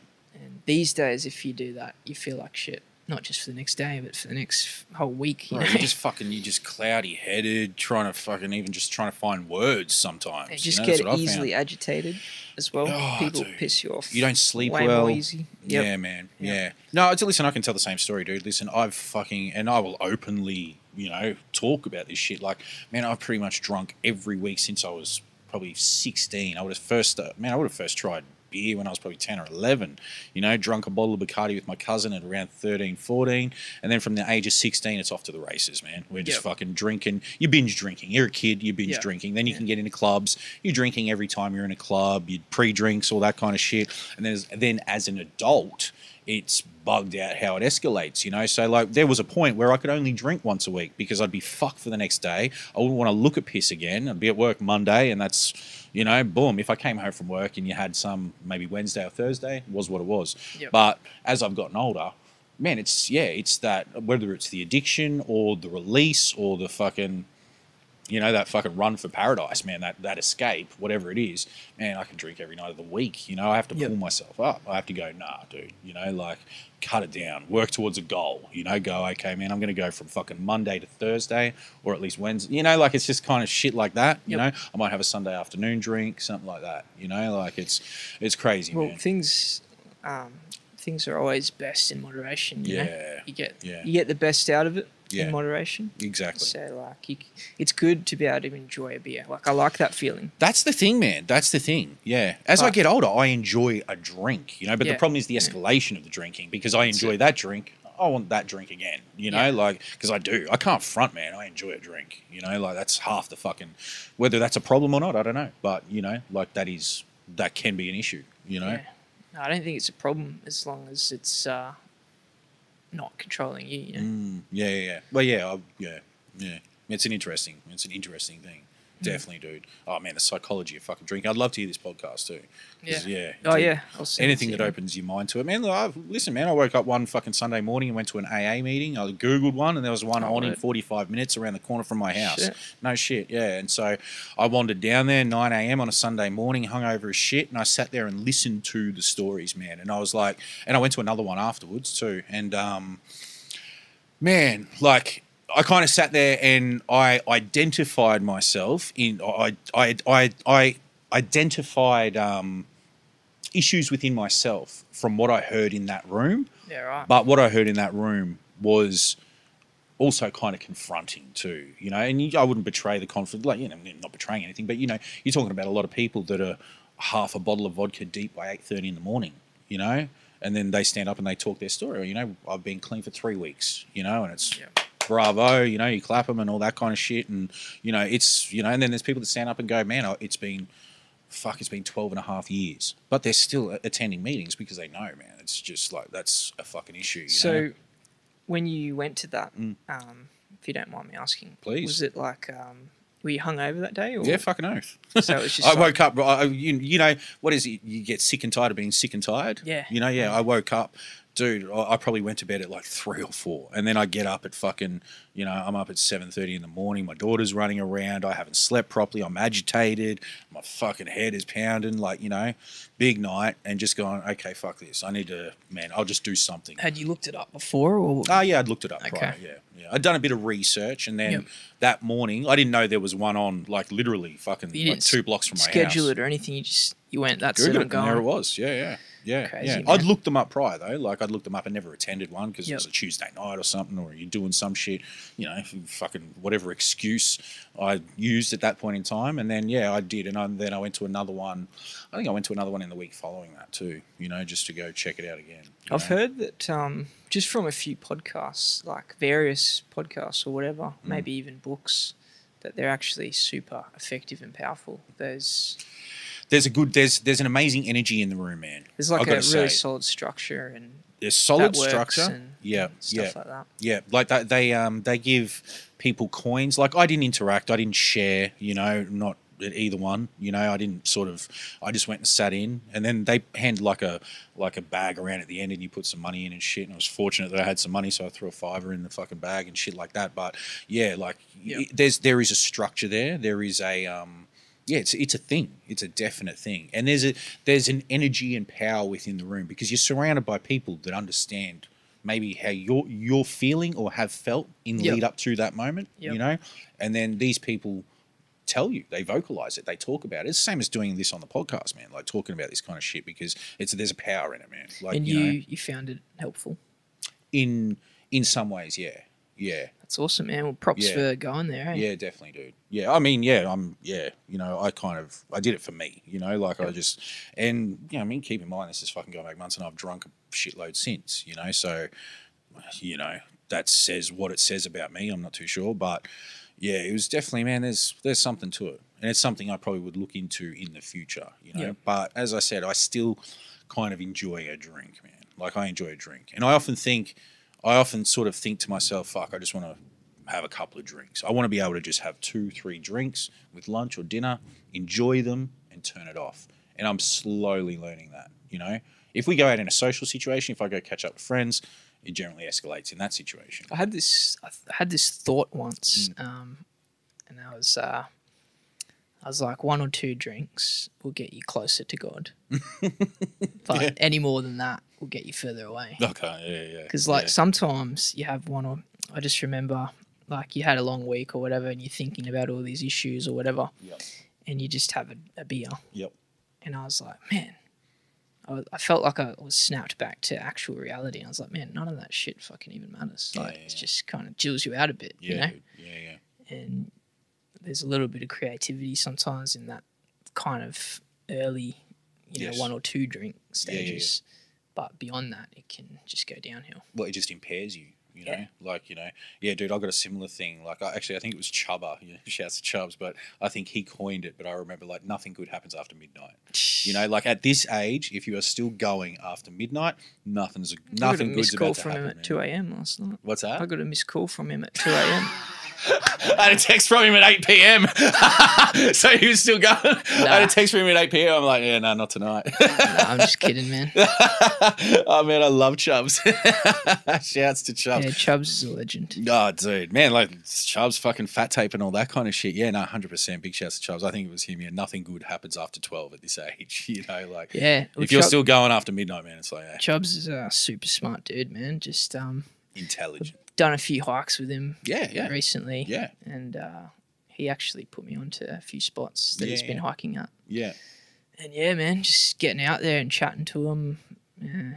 Some deep, insightful conversations. And you would have like some amazing conversations in that environment, I imagine. Like just the, you know, just totally, man. In that environment, dude. Like totally. When you're just trekking, you're sweating, or you know, you're just at one with nature and just you, your thoughts, and that other person, or whatever. You know, like whatever capacity you make that trek. You know. Yeah, no, it's a special experience, man. Yeah. You've always been a kind of like, you know, I don't know if the word's fucking adventurous, but you've done a lot of travel in your time and shit like that. Born in Sweden?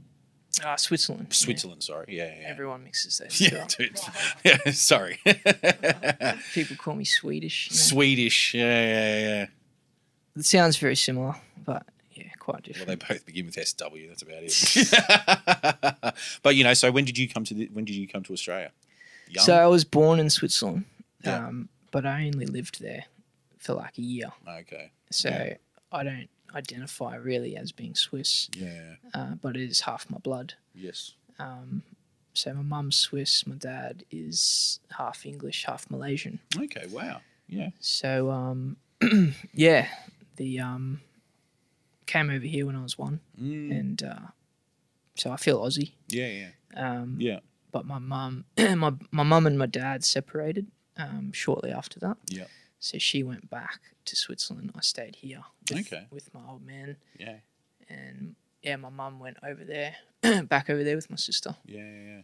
And that's why I went back and forth every now and then just to visit her. Yeah. And did you go back and forth as a kid, like through school and all that sort of thing? Yeah. So actually, probably worth mentioning as well because so my sister was 6 years older than me, and I used to go there as a kid, and my dad wouldn't come. I'd just go by myself. So like they had this service where they give you to the airline, and someone in the airline just looks after you because you're a kid. Like babysits you across the Atlantic or whatever. Hands you over to your mum or whatever on the other side. And that was freaking fun. Yeah. Just traveling around. Yeah, dude. I'd be, I remember rolling around on a wheelchair in Singapore Airport when I was a kid because I just borrowed one and went rolling around. And and there was other kids. How good an eye do they really keep on you? Like there's only they got a fucking job to do too. I suppose there was other kids there that were traveling as well, and like you'd make friends with them and stuff. I remember I met a girl and gave her my number or whatever, and she left a diary behind that she put it in. Wow! And I was like, damn it. But anyway, back to the point. So my sister was 6 years older. Yeah. So one of the first rap CDs I ever heard was Snoop Dogg, Doggy Style. Oh, dude. Jesus Christ. And so going to her room, she's got a big marijuana flag on the wall. And she's got all these rap CDs. Yeah. And Switzerland was, in my opinion, ahead of Australia in terms of hip hop. Yeah. Like, in terms of the culture. Yeah. Like, you'd see people dressing like hip hop. You'd turn on the TV and hip hop would be everywhere, like music and stuff. Yeah. Massively influenced by the US, but also the huge scene that was in Germany. Yeah, okay. So it was a massive German rap scene, and they speak German in Switzerland. Okay. But yeah, I remember listening to Doggy Style for the first time, and it wasn't even the songs that blew me away; it was the skits. Yeah, no shit. Like I was just because they were swearing and stuff. Yeah, dude. This is DJ E's dick. Yeah. Like, W balls with the station that slaps you across your fat ass with a fat dick. Yeah, that's it. Yeah. It just blew my mind. On man. W balls. And Oh, dude, that album, like that album is like fucking, I don't know what, like grade 8 for me. Like my first year of high school, that's that album. Well, it was so rude. It's crazy. Like I'd never heard anything that rude before. Like I think what I was into probably before that was Will Smith. Yeah. Fresh Prince. Fresh Prince. That shit, of course. So this just took it to another level.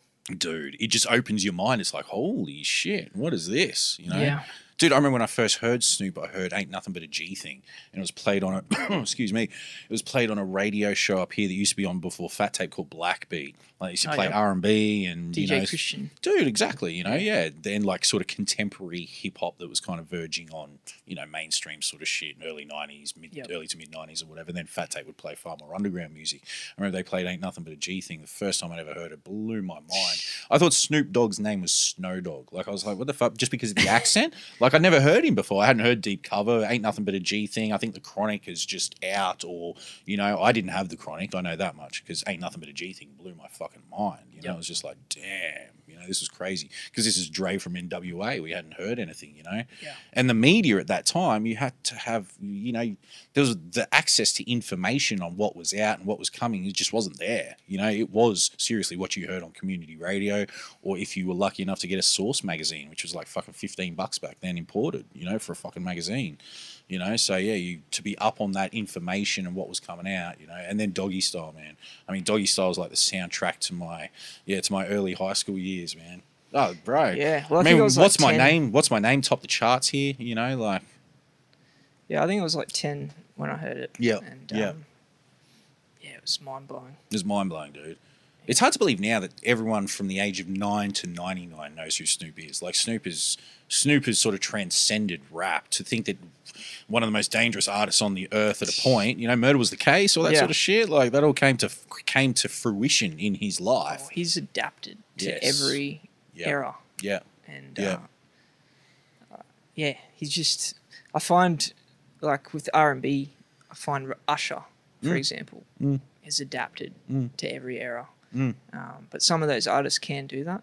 Some artists are of an era. Yep. And some just change with the times and adapt. Yeah. And Snoop's that. And he's also just an incredible businessman, you know, in terms of doing all that other stuff. Yeah. It's almost like a Fat Joe too. Who would have thought, if you go back and listen to like Fat Joe the Gangster, you go listen to all that early Fat Joe shit, who would have ever thought he would have had the career that he has up until this day? And then being the business mind behind so much as well, you know. Started up a bunch of sneaker stores throughout New York City. I think he's got 3 or 4 locations up NYC, and, you know, and then all that business shit that he does and stuff, like, you know. Well, yeah, so many people wouldn't even know his history. Like, they'd just be like, oh, he's the guy from Lean Back or whatever. Exactly. Don't know that he was, like, spitting with Pun and Big L. Dude. And shit like that. Bro, he put Pun on, pretty much. Yeah. You know, Big Pun was his artist. I used to love the tracks he did with Big L. Bro, The Enemy? Yeah, he did a couple. The Enemy? The Enemy. And one of my favourite Primo beats. Way of Life. Was that the It's other our one? way of life. You in the game, better play it right. Buy a house with only my chains and pay an amazing price. Yeah, dude. He was on that one. Yeah, and also 5 Fingers of Death. They made it an incredible team, those two. Dude. I find. Yeah, oh yeah, absolutely. 5 Fingers of Death off Diamond D's second record. That's a yep. DITC posse cut, and it's got Big L and Fat Joe on it. Yep. Because you're right, they only show up together on a handful of tracks. You know, together. There was some. I found there was a synergy there between those two. It was killer. And never on better display than on The Enemy. And I love The Enemy, man. I remember reading some Fat Joe interview or something. Yep. And he was like, Big L was talking about, I'm just paraphrasing here, but Big L was like, I'm going to roast you on this shit. Yeah. Fat Joe's like, fuck, I've got to bring my A game to this shit. Dude, that's The Enemy because Fat Joe just released Don Cartagena and gone gold. So he'd sold 500,000 copies of Don Cartagena. Yep. And they go into the studio to record this track on this Primo beat. Like, that's one of my favorite Primo beats too. I think it's just a low-key Primo gem, you know, the Enemy. And they go into the studio and they do that together. Yeah. It's a fucking amazing song, dude. And just while we're talking about Big L as well, it's so cool for me to hear. I think that Shadow mentioned it, and Mesk maybe as well, about these guys being influenced by Big L. It's crazy, you know, like it's just another generation getting influenced by him. Yeah, it's crazy how Big L has transcended post-death. You know, you got to think he died fucking in 99, man. I think he was 20-something years old. You know? It's crazy. He only had a limited output too. Like, there's only that much of his catalogue, you know? I think there's supposedly some unreleased material that Lord Finesse was attempting to work with the estate on, but then someone within the estate passed and it went to another relative, and now that relative will not, you know, is blocking it or some shit. is blocking it. They're expecting huge sums of money for it. Like, remember, did you hear how they were trying to sell his rhyme book? Like, they were trying to sell Big L's rhyme book. I think I might have heard that. Yeah, it happened maybe. It might have been pre-COVID even. I can't even remember. But someone was offering, like, someone within the estate was trying to sell Big L's rhyme pad for like 200,000. It was just a ridiculous sum of money. Yeah. And Lord Finesse commented on it. You know, like, he can't get access to the music, even though Big L was kind of Lord Finesse's artist. He came up underneath Lord Finesse, you know, in many regards. You know, and Yes, You May, wasn't it? Yeah, Yes You May remix. Yeah, exactly. Yeah, and but then all the albums and all that sort of shit. Obviously the DITC link. But yeah, it's sad because there's supposed to be a movie being made and all this kind of thing, but it's now blocked. They're going to do the doco as well. And I heard, or I'm under the assumption that it's some sort of cash grabbing thing. It's just like it's whack. Yeah, it's whack. It's landed in the hands of someone that doesn't deserve it, doesn't understand. Someone probably didn't even have anything to do with anything. Exactly, dude. Because all his family's dead. Like I think both brothers were killed. Then the mother died because the estate went to his mum. And then his mother passed, and just I don't know who it fell into the hands of following that. You know, it's just such a shame, man. Bro, you know, like I often wonder. I've thought about it many times. I'm like, man, what would happen? Where would Big L be if he was still alive? Like, what would he have gone on to do? He's supposed to sign a Rockefeller record, so Jay was about to sign him, or Damon Dash was signing him to Rockefeller. Yeah, I mean, I just think he would just be a name like Eminem, Snoop, just... You think he would be up there? You think he'd be ranked up there? Totally, man. Yeah? Totally. I wonder too. I think that was his trajectory, where he was going. Yeah. And he was smart and he wasn't... He was relentless. Yeah, dude. Oh, you know? Like hungry. He adapted. He was adapting, like, from his first album to his the stuff he was making on his second. You saw a big shift in his style. And then with the flamboyant entertainment thing, he was doing all those 12-inch deals through Fat Beats. So he was on his independent grind early. Obviously, he drops on Columbia. He gets lost in the mix when he's on Columbia. Lifestyles of the Poor and Dangerous, like, you know, it didn't do numbers upon its release, you know? Yep. And it wasn't widely regarded upon its release because Columbia had bigger artists. I think they had Nas. What's his line? Fuck what my last soul. My new shit is gone past gold. That's it, dude. That's it. And if you don't agree, use an asshole. Exactly, man.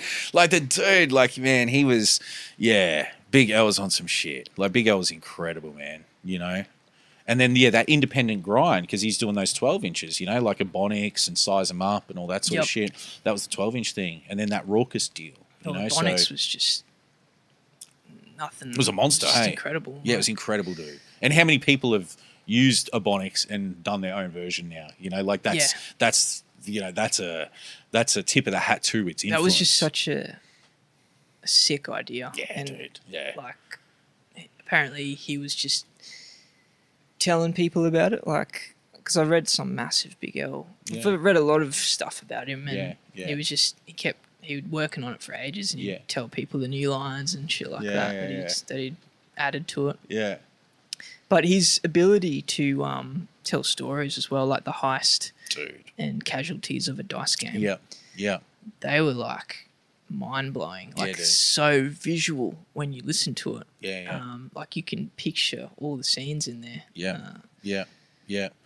Wild, man. You can, dude. You can hear the influence too. Like, you know, to me, it's like the Slick Rick influence in there or something. You know, just the way he's slick with the storytelling. He's incredibly descriptive.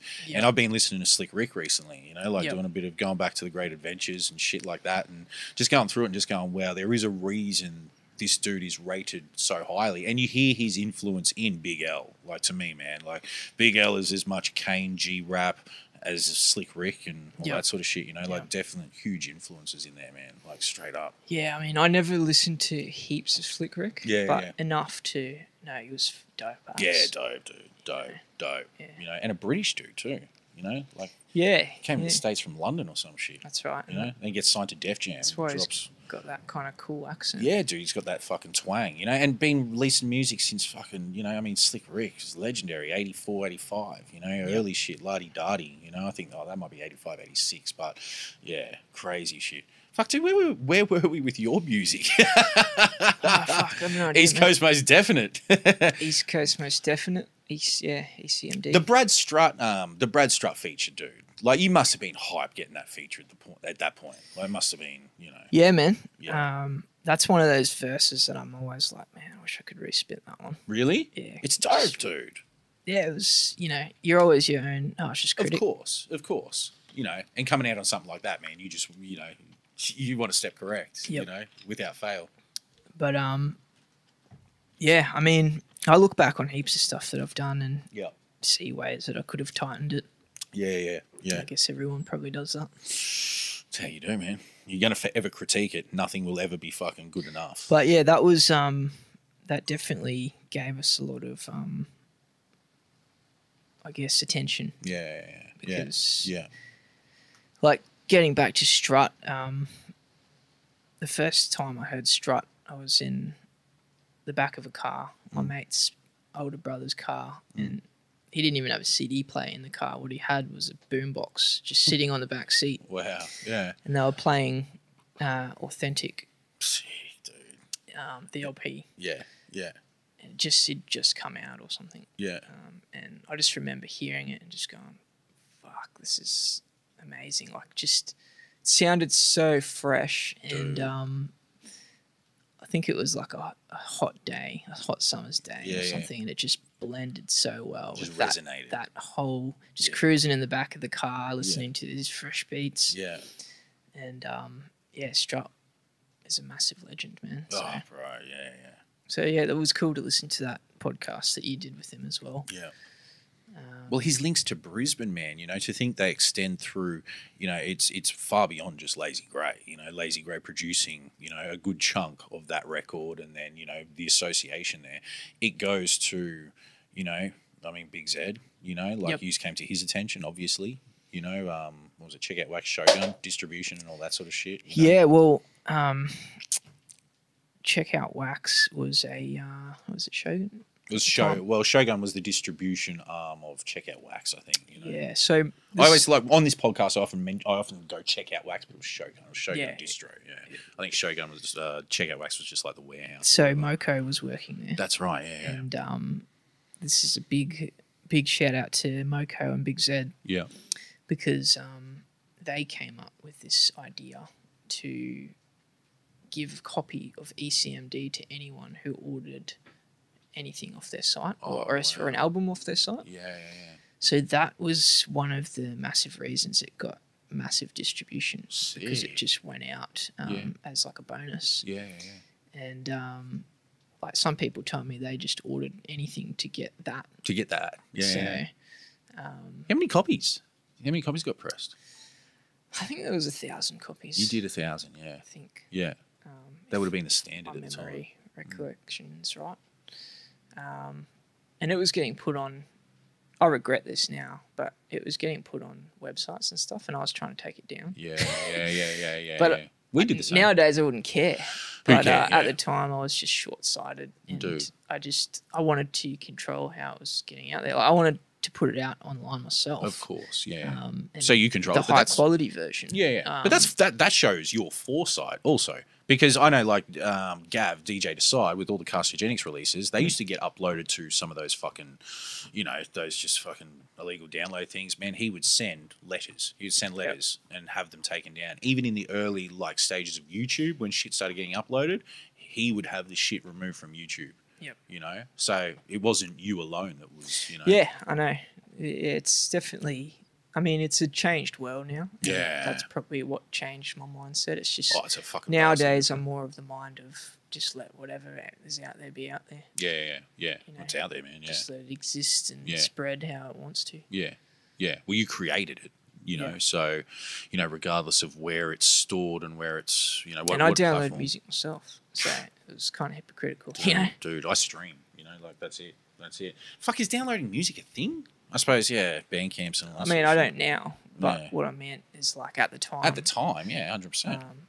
Everyone did. I came up on Napster, man. Yeah, bro. Yeah. So- Man, listen, I will say that I picked up a lot of music through that period on vinyl, but I'd cop the download. You know, I'd get the download and be like, all right, I'm going to cop that on wax, or I'm not going to get that. You know, that's kind of was how it was. You know, I remember Lops getting a computer early on, and he would download fucking everything, and just whatever was coming out, I would get first, and then if I saw it on wax and I loved it, I was sure to buy it. I had a rule that I'd never download or burn any Aussie hip hop. Yeah. It's just like I'd always cop that. Yes, yeah. But US stuff, I was all over. a bit of a pirate. Yeah, no doubt, dude, no doubt. Well, moving into your EP, and you like, you know, you sort of hook back up with what, like Nick Grace and Sam. Do you record the EP with Sam? So Nick won. He produced the whole EP. Yeah. And Nick made some great beats, man. I need to find Nick. You still in touch with him? Yeah. Yeah? Yeah. I might get his number off you. Yeah, for sure, Yeah, I man. might get him on here. Yeah. Yeah, man. That would be. He'd have a lot of stuff to do. Oh, man, this is the dude. To talk about. Yeah, this is the dude that filmed the Have a Beer video, you know, produced Billy Bunks's record, your record, you know. Yep. Yeah. Nick's a legend. Yeah, dude. And but yeah, the first time I ever met Nick was when we were recording the Left One stuff. Yeah, yeah. And I met him through his brother Sam. Yep. And he came down and heard one of our lines, and he's like, "That's disgusting." And I still bring it up to him today. I was like, Take it as a compliment too, I hope.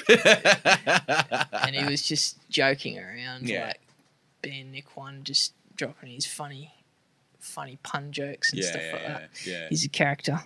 He's a character. Right? But yeah, for the EP, he wanted to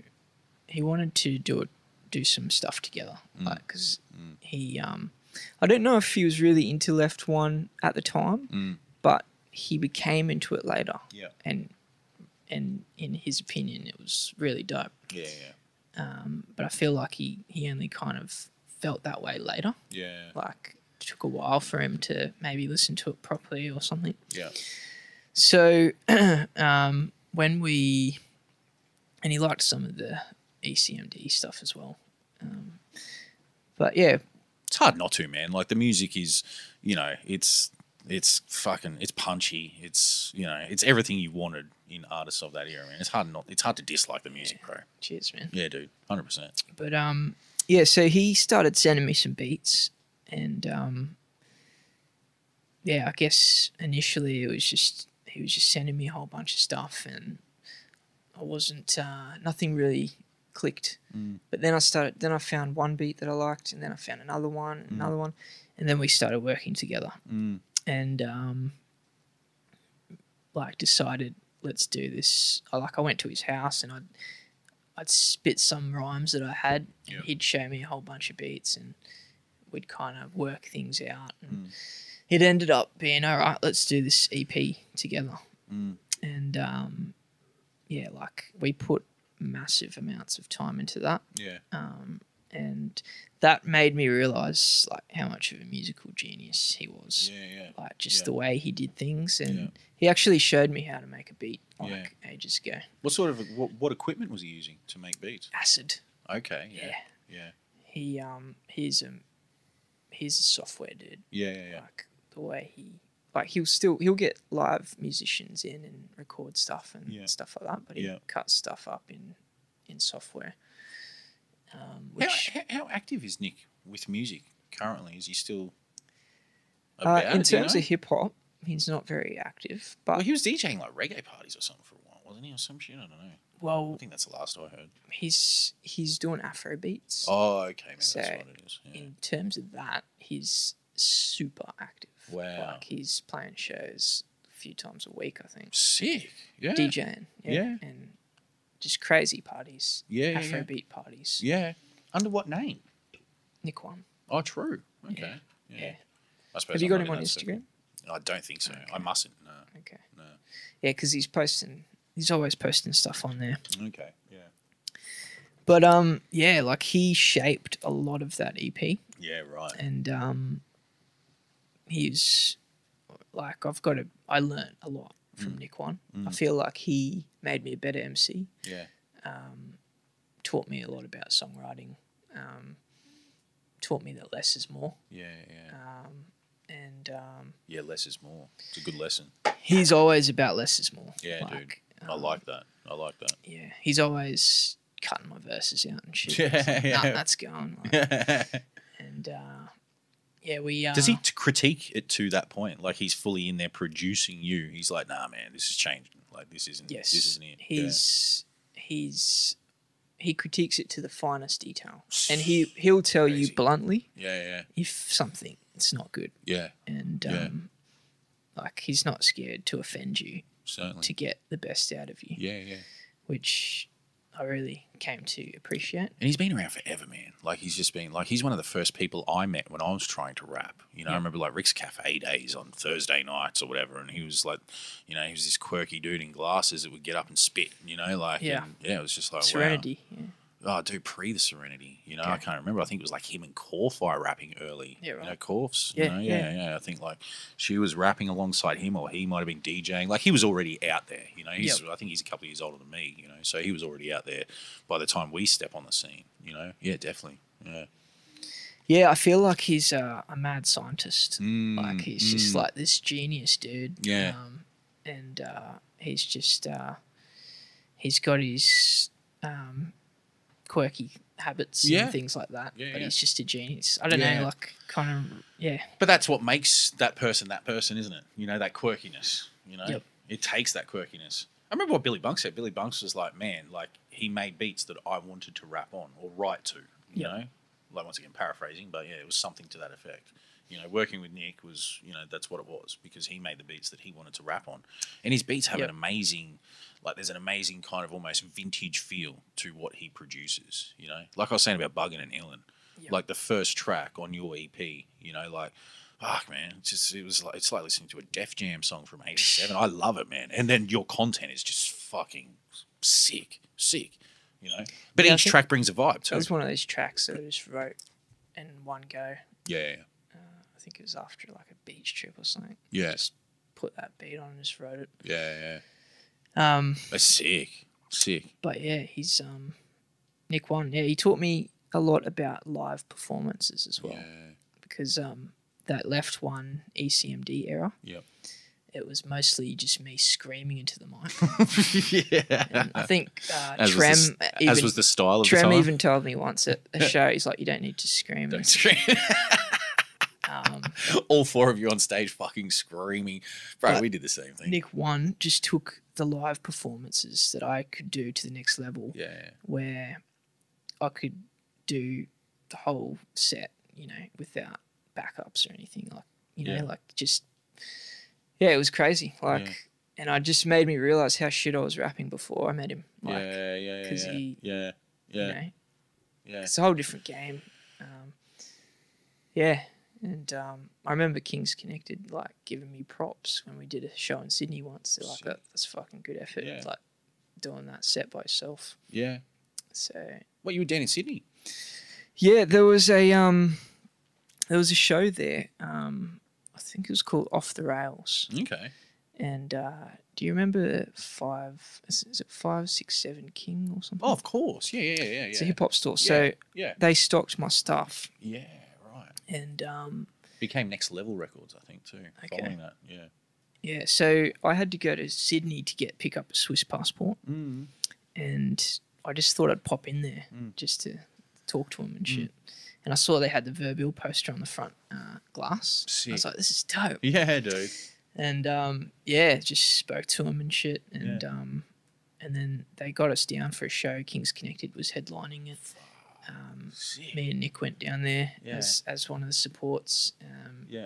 P Smurf was on there. Oh, dude, wow. And, that was a sick night. Yeah. It was in the Civic Underground. Okay, yeah.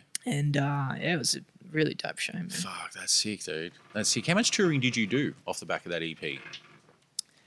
Or launches? Not much. So we did a Brisbane launch. Yep. And that's where I met Mike Reed, because it was a joint launch with Raven from Crate Cartel. I was there that night. Yeah. And you were there? Yep, definitely. Okay. Yeah. And I think they stayed at my house. Oh, really? Yeah, I think Raven did anyway. Yeah, I'm pretty sure. So you came to the EP launch? Yeah. I don't remember seeing you there. Yeah, was that Raven and what was the Raven record being released that was being launched? It was Raven and Mike Reed's record. Yeah, dude. Yeah, I'm pretty sure. Yeah. Yeah, crazy. Yeah, pretty sure. And Mike went somewhere else, because I remember Mike had that big fucking backpack. I went out with Raven. I'm positive. Raven stayed at my house one night anyway. Yeah. For some show, yeah. That's crazy. Don't know. He was just there by himself. I remember I just brought him home. He was on my couch. I can't remember how or why, but I'm pretty sure it's following your launch. Yeah. Okay. Because it was. I could be wrong. Could have been something else, but there was a night. Yeah. Yeah, because I don't remember seeing you at that launch. Yeah, I don't know. Yeah. But yeah. Anyway, Raven and Mike released a record together, Yeah. an EP. You didn't write my name down following, did you? Hey? Following your launch, you didn't write my name down on a piece of paper. Well, I don't know. As you I did- didn't know you were coming. As you did your first shows. Are you saying at the start you're Oh, sorry, I writing got down you. that I list? thought you meant put you on the door. No. I never need to be on no doors. Oh man, I'm writing it down straight after this Yeah, podcast. dude, jot it down now. Where were we, man? I don't know. forgot. Raven staying somewhere. Raven crashing Mike on the Reed. couch. Yeah. Yeah, so we did the Brisbane show, Yeah. and then the idea was I'll headline the Brisbane one, Yeah. and they'll launch, and then in Melbourne they'll headline and I'll launch. So we did those two, and then Sydney. Yeah. That's about it. Yeah. It wasn't like a massive tour or anything. Yeah.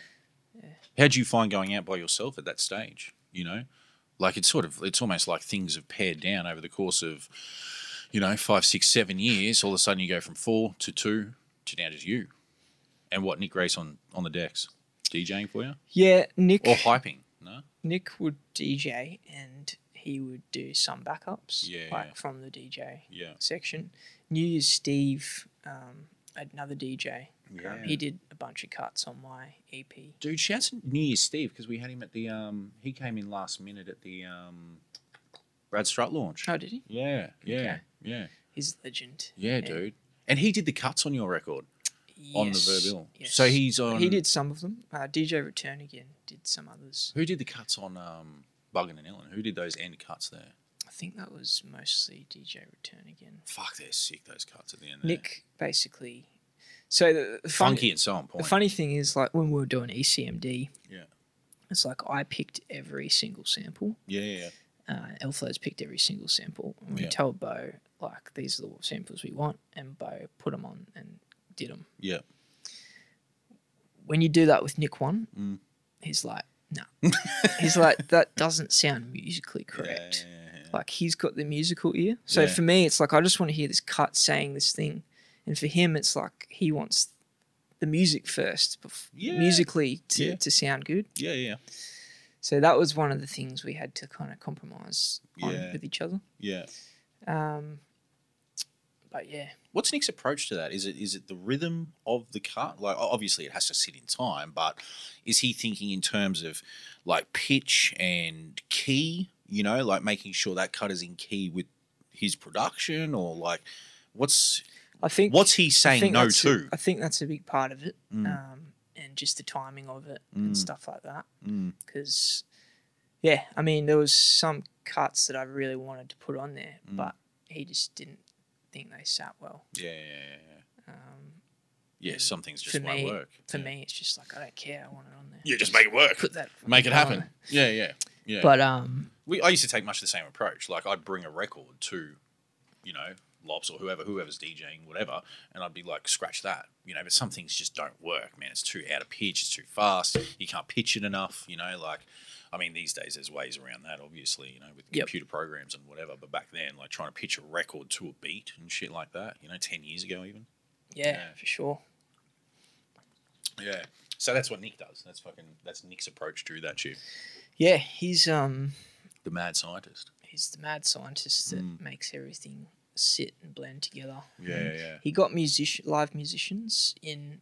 A lot of them, I think, were on his Serenity EP Yeah. for our EP. Yeah. So there's a flute on one of the tracks Oh, called wow. Burning. It's Yeah. a flute solo, Yeah. and it's the best thing on the whole EP. It's better than all my verses, man. It's Yeah, just like no this, shit. this flute solo that is just freaking incredible. Wow. I think Christina Thomas was the artist, Okay. the musician. Yeah. Um, The chick that played flute from the Serenity. I don't know if she was in the Serenity, but Yeah, there was a chick that played flute in the it might Serenity. have been her. Yeah. But yeah, and there's just this little subtle like keys and everything throughout the EP. People probably don't even notice it, but like it was the icing on the cake for of just making course. it sound so much better. Yeah. That's post-production, dude. That's having someone that's invested in a project Yep. that will do that post-production. Not just give you a fucking beat and then walk off and go, yeah, you do your thing, here's the stems. Like that dude that just takes that fucking project to the next level. That's it, man. Like Yeah. that project wouldn't be what it was without Nick. Like he was 50% of the project or more. Yeah. Yeah. How was the reception to it? It was really good, man. Yeah. So this is a point where it was kind of scary to release it because it went from ECMD, that energy, those types of bars, to the EP, and they're totally different. Yeah, like Buggin' and Illin is kind of probably the closest. It's like a bridge, for sure, which is like the first track, but it's not even similar. Like, in many ways. Yeah. So it was kind of scary to release that. Yeah. But at the end of the day, I had to do what I wanted to do. Musically. Yeah. Because that was what's important, you know? So I didn't know how people would take it. Especially like there's a song called Everything, which is about a girl. And there's an R&B hook on it. Yeah, who's the chick? Sorry? Who's that chick singing on that? That's a dude. Is that a dude on that? Yeah. Oh, maybe I'm thinking of something. Are you fucking thinking else. about Bitumen? Oh, I don't know. Yeah. I don't know. Yeah. Dude, like I said, I've been rinsing the EP. Like, even just fucking running down the road there, and I've had it fucking just on repeat. Yeah, I could be thinking of something else. Okay. Well, I'll tell him you thought he was a joke. Please. Please, let him know. He's a... No, I could be confusing him with something else anyway, because I don't recall a fucking flute, He's a big Kiwi flute dude. sample either. Yeah, he was actually a 90s R&B artist. Oh, wow. Really popping off. Like a boy band kind of. Not Culture. Yeah. Bullshit. Yeah. Bullfuck. I'm serious. Are you fucking serious? Yeah. Wow. Yeah. Yeah, dude, they were a pretty big fucking group at a point. Culture. Yeah. Jay Thomas is his name. Wow. No shit. Is his Are they artist Brisbane name now. dudes? He's also Power, P-A-U-A. Don't know. Massive reggae group. Oh. Gold Coast. Gold Coast. Yeah. They had a fucking dude. They would be interesting dudes to hunt down because they definitely. I think they were signed to a major and all kinds of shit. Like Culture had records, you know, from memory anyway. Like, Yep. You know. Yep. Yeah. No, That's he bugged was out. So the dude from Culture is singing on that song. Yes. Man, you just got me with that one. That's unreal. That's crazy. Yeah, bro. Yeah, so we went to Sydney to do the film clip for that. So there's a full music video with, beautiful girl in it, all that kind of stuff. Yeah. And that was sick. Actually, Bo came down for that. Yeah. And Daniel Saborn directed that in Sydney. Yeah. So just chilling in this beachfront joint, and that was a cool experience. And but yeah, putting that out like after East Coast Most Definite, it was I was like, I don't know how people were going to take it. Yeah. And some people were like, what the fuck is this? Yeah. But other people were like, well, this is dope. Yeah. Because to me, it was kind of like 5 songs of. It was kind of like tick, tick, tick. So you had like Buggin' and Illin, which kind of kicks things off with that sort of, you know, like you said, it's almost the bridge from those ECMD days into what you're about to do. Yep. But then there's the chick track, there's the back in the day track, there's fucking what else is on there? Burnin'. Yeah. What's the joint with the flute on it? Which one was that? Burnin'. Oh, is that Burnin'? Okay. Yeah, I have It's- to pay closer attention. Yeah. No, I've been enjoying it, man. Like listening to it, you know, like I'm pretty sure I've got a copy of it on CD somewhere, you know, from like the Fat Tape days. I'm pretty sure because I was thinking that with you, you know, you coming in here this week, I was like, man, I should try and find that fucking CD, but my CDs are a fucking mess. They're a schmozzle. They're in boxes everywhere, and fucking just, you know. Isn't it funny how things have changed? How have you found that in terms of releasing music now? I know you've slowed down a lot. Obviously, the, you know, your sort of focus isn't probably so much on that now, but in terms of releasing music, just putting music out, throwing out digital singles, you know, all that sort of shit. Yeah, well, sorry, I keep bumping this mic when I drink. Bro, fucking 2012, you put out Commercial Hell. Yeah. I put out my EP the same year, and to me, that was kind of just like right at the end of CDs. It's like the tail end, eh? That's how I often view it too. Yeah. It's like people were still using them, but they were quickly becoming phased out. Yeah. Um, Yeah. things were fast, moving digital fast. You know, Yeah. it was rapid. Yeah. And there was a backlash towards it. And I don't think I was listening to many CDs at that point. Yeah, Actually, I started streaming probably Yeah. stuff around then. Yeah. But yeah, I guess now I'm just putting out stuff online if I do Yeah. digitally. Yeah. And if I did put out any physical, it'd be wax. Yeah. I wouldn't bother putting out a CD or Yeah, anything at this point. Yeah. Dude, you could go back through the catalogue and do something, you know, like there's a good catalogue of music there, you know, like fuck, man, there's some crazy joints, you know, that would be worthy of that vinyl treatment. Well, I've today. often thought it'd be dope to put out the EP on wax and, and Instros maybe, on the beat. Yeah, instros on one side. Yep. Which to me, those instros by themselves are That's incredible sick. because that's when you can pick up all these subtleties that Nick One has put in there. Yeah. And he always said that EP was made to listen to high. So I wasn't.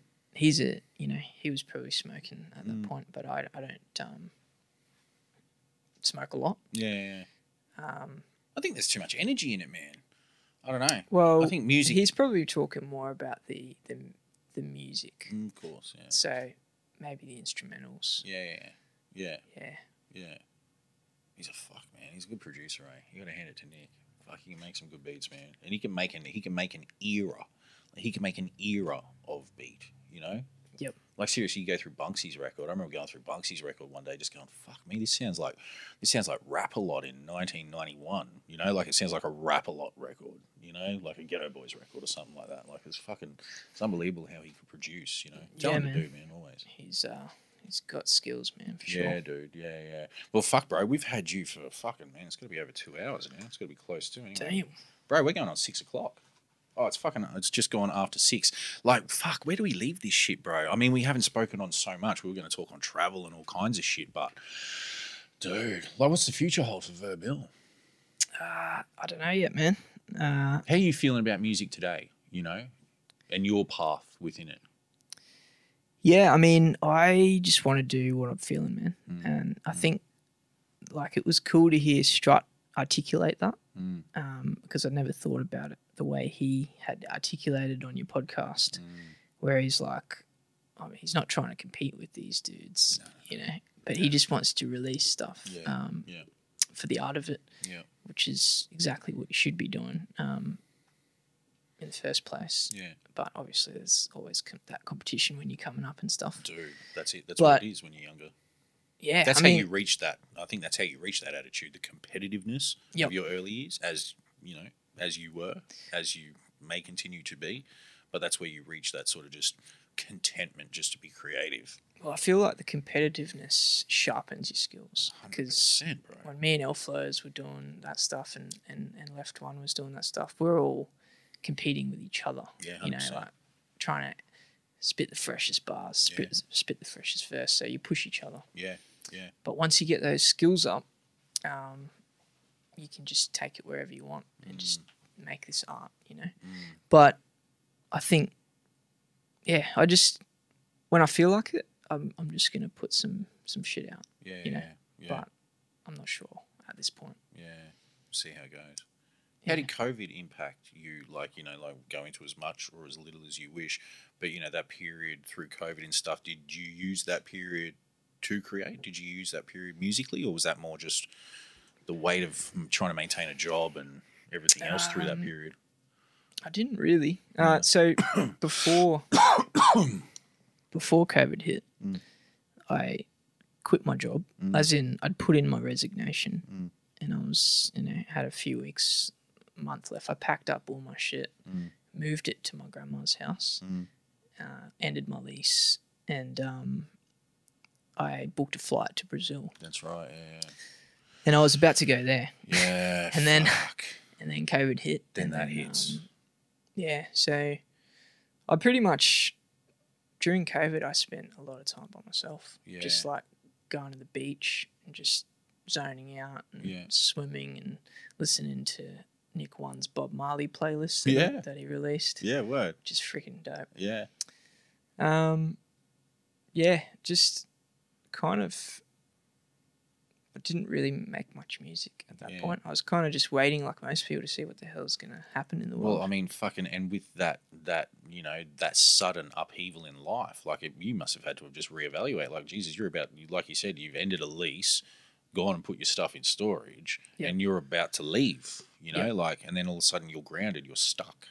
Yeah. And you got to fucking, man, at that point you got to think on your feet. Where'd you go? Just get another place. I actually stayed for a while at my grandma's place and just kind of, because I was like, can I eventually just do this trip? Yeah. And then when I saw that it's just not happening, I was like, oh, I better move back out. Yeah. And I just kind of been, waiting for shit since then. Yeah, dude. I mean, traveling's starting to open again. Yeah. But it's still very restrictive at this point. I was about to ask, you and I have made, specific life decisions in regards to COVID. Is travel now open to the unvaccinated? It is in some places. Okay. But other places not. Yeah, right. You can't travel to the States, can you? I don't think so. Yeah, that's what I thought. Yeah. And I haven't looked deeply into it, but like I've had mates. I won't say who they are because I don't know if they want to disclose their status. Business. But they've gone to Thailand and back with no issues. Sorry, you don't mind? You don't mind disclosing your own status? I just threw that out there. I apologise. We did speak in it. We were talking about it. Yeah. And it's just, I mean, if it comes up naturally in the conversation, I don't bring it up to speak on it specifically, but in terms of you traveling and, where you sort of take music and whatever, that's how it just comes up. Yeah. Well, no, I was happy to speak on it because I've been very publicly vocal. Yeah, 100%, bro. The scam. Yes. That's going on. Yeah, man. But,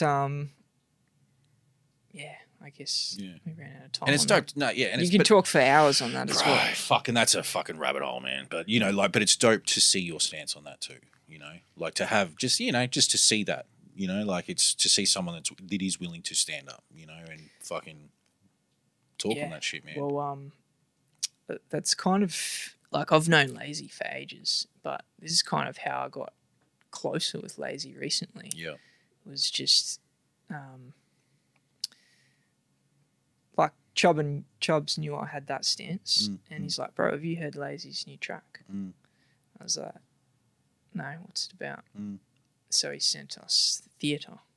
Sick, yeah. And that just blew my mind, man, because it was kind of everything that I'd been thinking about, everything I'd been researching. Yeah.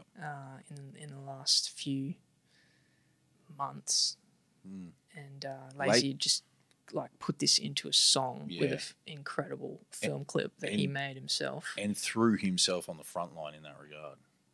Like came under some fucking backlash for his. Well, that's something that shouldn't be understated, man. Because at that point, I don't even know how vocal I had been at that point because it was kind of early. Yeah. And dude, I was joking about it on this podcast. Like I remember. We used to have this dude involved, Travis, and he'd just come back from Italy, and COVID had just kind of started kicking off there, and we were starting to see it here. And I remember joking on a podcast that he dragged it in on his fucking shoes, and shit, like I'm like, get out of here, cunt, fuck that COVID off, And then before you know it, we're fucking looking at some sort of fucking, the scam, the pandemic or whatever, but we're looking at this fucking.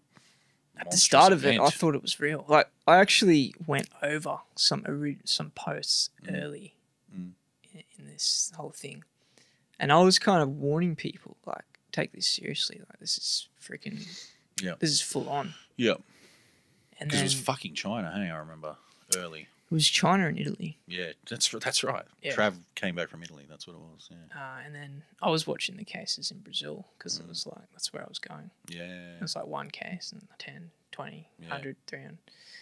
But it wasn't until later that I realised, hang on, this whole thing. Like we won't get into it now, but it's fucking, it's all coming apart now. It is, in my opinion. Me too. Like all these things that have been put in place and all these lies that have been told, they're coming to the surface. Yeah. And people are kind of waking up and seeing that. Dude, even the generation, like, I'll say now, like, my parents at that point, like, in the early stages of COVID, they didn't want me. Like, not that they didn't want me, but they were like, you know, that their attitude, it's not, I'm not going to say they didn't want me in their home, but their attitude was, well, you're not willing to get vaccinated. Well, we don't know where you're going, Jacob. We can't, Dad's 71, fucking mum's whatever, you can't come here. And I'm like, do you see what this is doing? Do you see the wedge that this is driving between family? Like, where my family is family, like, it's like, man, you can, like, I've always been able to rely on my parents, like, it's family, man, and this shit drove a wedge in there. And now my mum, like, fucking 2 years later, is now so much more open to the information that I'm presenting to her and showing her things, and she's just like, wow. Like when Dan Andrews just got back in over the weekend, we've got mad family in Melbourne, and my mum is just like, what? Like, just mortified that Dictator Dan is fucking back, like, she's looking at the information now. And I even said to my mum, I was like, fuck, like, are you going for the next vaccine? She's like, no, I'm not doing that. I'm like, but fuck, like, man, you wouldn't let me in your home because I hadn't had even one, at a point. And she'll almost categorically deny that now, but that was fucking fact. And not to speak ill of my parents or anything like that, but that was just their stance, and I understood it. I respected it. They were fearful because exactly. What are they seeing in the media, man? That's what was driven 24/7 on the television. And my parents have always viewed me as some fucking, like, they think I'm fucking out in pubs and clubs every fucking night of the week and shit like that. It's just factory, mate. Dude, this music life and shit like that, because they've just, they've fucking seen it since for fucking ever, and that's what they think. Oh, well, we don't know where you've been. You can be bringing it home and whatever. And now my mum won't even go get another fucking shot. Like, no fucking way. Well, I think a lot of people who got their shots aren't going to get another one. Like, no. There's still some people that, like, have their profile, like Twitter profiles, and they've got 4 vaccines on there, like, as badges of honor. God, Jesus Christ. And I'm just like, man, what is wrong? And they got a mask emoji on there as well. Dude, you know what, mate, man, make your decision, but, like, fucking as badges of honor. Some of these, like, come on. Some of their names, like, I've seen, like, Michelle Vaccinated Roberts or something. That's like a Tinder thing, isn't it? Isn't that like a Tinder thing now? Like certain, I'm not on there. I wouldn't have a fucking clue, but this is what I heard. Like, it's a thing. They broadcast that. Like, don't come around if you're unvaxxed, or like, they actually broadcast being vaccinated or unvaccinated on these funny thing dating is, sites. at the peak craziness, it was very common to see, because Tinder and Bumble, I don't know, I just heard about it. They had this thing on there to show a vaccinated badge. Yeah. So I'm vaccinated or whatever. And in the peak craziness, like, so many people had that up. And now it's very rare to see someone with that on there. Yeah. Which is a good sign. The pressure on the community to vaccinate, man, like, it was just immense. And to take that stance against it and not do it, and, like, in any field of work, like in our field, your field of work, my field of work, like, we still had to maintain some employment and stuff. Like, people like Lays, man, they made the ultimate sacrifice and actually lost their job, he lost his job for a fucking number of months, man, due to it, And now it's like, what, COVID? It's like, what the fuck, and he turned it into a positive situation as well. He started making some banging beats. Absolutely, man. Absolutely. And spoke on it, But as did you, you were vocal, like, constantly on social media, through. Well, as I said at the start, I was being careful. And it's funny because it completely flipped. All the people weren't being careful at that point. I was. And especially, as I said, I moved into my grandma's house temporarily before I was going overseas. So I had to be extra careful. To the point where, like, a chick asked me to come around and I was turning down girls, man. I was like, that's when you know you're serious. Without a doubt. But it was later on, and my old man, he knew it was a scam from the start.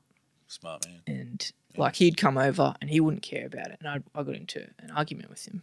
I was like, mate, like, seriously, you got to be careful with all this shit, He's like, this is a scam, mate. Like, and this is here to divide people and families, as you've mentioned, like, and all this stuff. But yeah, at some point I realised I started doing a bit more research. Some things started surfacing. So many red flags. At least 100 red flags.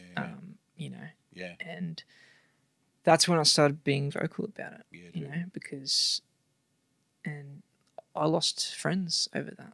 You know, people that I knew for 10, 20 years. Stopped following me on Instagram and shit. Over this stuff. Like even some people in the hip hop scene and stuff like that. Man, it became such a divisive issue. Like, you know, I wonder where some of those opinions are at on COVID currently. You know, some of those very strong pro-vaccine opinions that I don't see. That you just don't see. Like what the fuck happened to them? Well, what I've seen recently is some people like the who criticism had strong opinions have apologised and said, I actually thought this was serious. I thought this was all facts, that the science that we'd been told was true. I thought this stopped the spread. I apologise to everyone for the way I treated them. I've seen multiple people doing that. Some people will be too proud. Of course. Because, you know, once you take a position, it's hard to admit you're wrong or you change have your to mind. maintain the stance almost, you know, particularly if you're a public person of some description, you know. Yeah.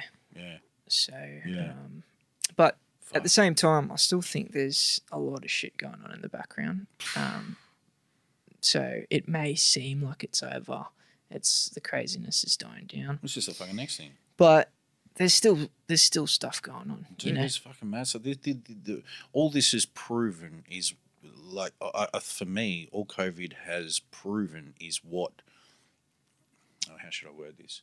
Is how, in many ways, society and societies as a whole can be manipulated.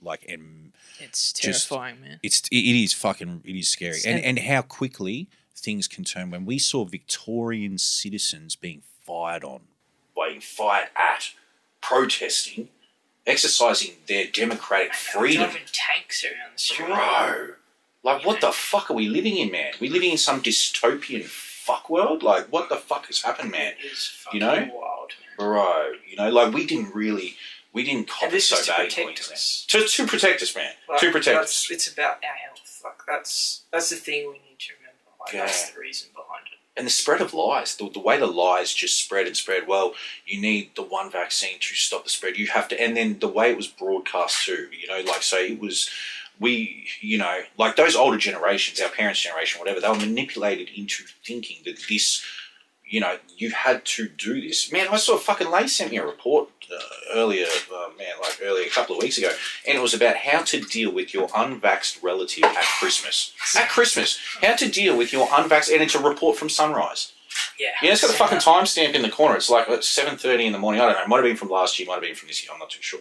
But how to deal with your unvaxxed relative at Christmas, and the language in there. Like, it was just, I was astounded. I was just like, what the fuck? I saw it in New Zealand. There was this new campaign to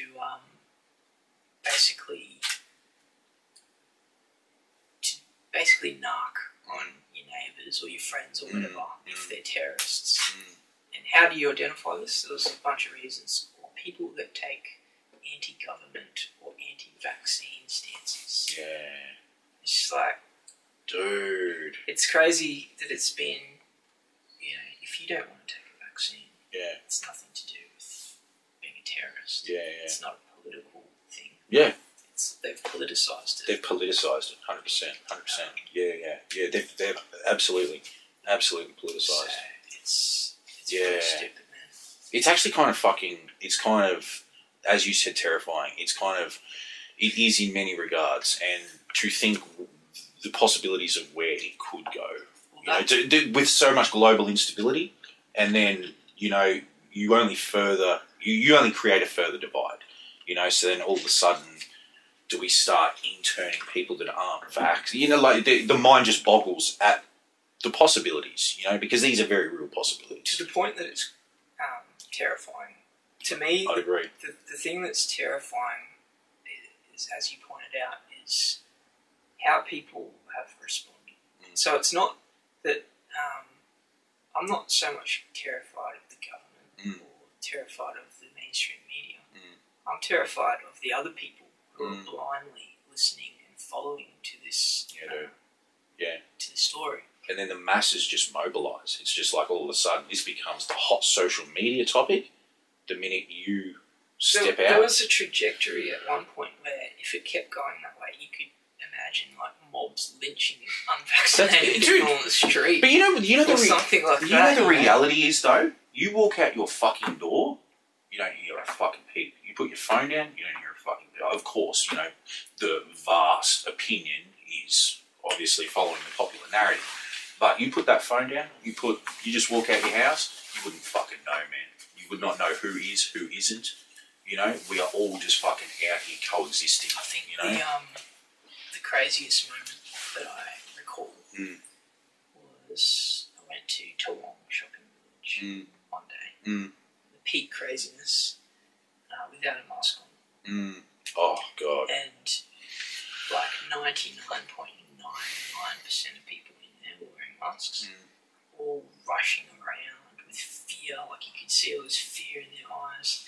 And I felt like I was in the Matrix. Dude. I was like, what the fuck is this? Yeah. Humans Yeah. did not evolve Yeah. thousands and thousands and thousands of years to come this far, to be walking around in a masked society. Just You know when you see the cunts sitting in their car? criminals love it, man. Bro, yeah, dude, you know? And like and I've heard since the rise in respiratory infections due to fucking those masks. But like when you see someone in their car by themselves with a mask on, I'm just like, are you fucking serious? That's when you know that this person's too far gone. Oh, dude, there's like no walking talking. alone. Like I've seen people like on hikes by themselves wearing masks. Yeah, straight up. Oh, listen, it's fucking 6:20. I mean, we could seriously talk this shit It's all time night. for some supper, man. Dude, it is. It's time to fucking probably get to our homes and, you know, get this camera crew home and fucking go get some dinner and fucking all that kind of shit. But man, this has been a cracker episode, dude. It's been a fucking honour catching up with you, Thanks bro. for having me, man. Nah, man, thank you so much for fucking being here. Is there anything you want to leave on? Check, you know, follow you at Verbill on social media. Yeah, at Verbill on Instagram. You know, if you wish, you know. If you wish. Yeah. If you don't. Yeah, you don't give a fuck. What is the next step in terms of music for you? Is there, you know, like other than that music you're sitting on, do you have any intention of releasing it? Or are you just going to leave and just, you know? Yeah, look, I definitely think there'll be some new stuff coming, but I think I heard you say maybe a few podcasts ago, like, you kind of just wait for the timing to be right. That's it, man, yeah. When I feel like I want to get back in that zone, I think I'll start creating again. Yeah, dude. Yeah. But yeah, for now, just see what happens. Live this life, man. The music is out there. Go to YouTube. Man, if you're checking this shit on YouTube, tell them Biz Beats and the Biz sent you. Man, follow us at Biz Beats and the Biz. Verbill will be tagged into everything throughout the coming week in terms of this podcast and all the content and everything. And man, like, just go back and enjoy this music, man. That's really what it's about. Fucking connect, commemorate, conversate, communicate, and celebrate. You know, I don't know how many buzzwords can I throw in there. They begin with C. I did pretty well just then. You know, I just rattled those motherfuckers off like it was nothing. But you know, once again, beyond anything else, fucking come together, motherfuckers. You know, like let's just fucking love. Let's just live. We have enough obstacles in our path already to lead a fucking divided life over some fucking absolute fucking nonsense. But anyway, that is what it is. This has been Beers, Beats and the Biz for another week. A cracker of an episode. Cheers, Verbill, for coming in. Shouts to Gus and Dom and Russ, who's probably sitting on the shitter with fucking diarrhea. He is apparently. He's got gastro, so good on Russ. And yeah, we're out of here for another week. Beers, Beats and the Biz. Follow us, Spotify, Instagram, rate, subscribe, all that kind of shit. We're out.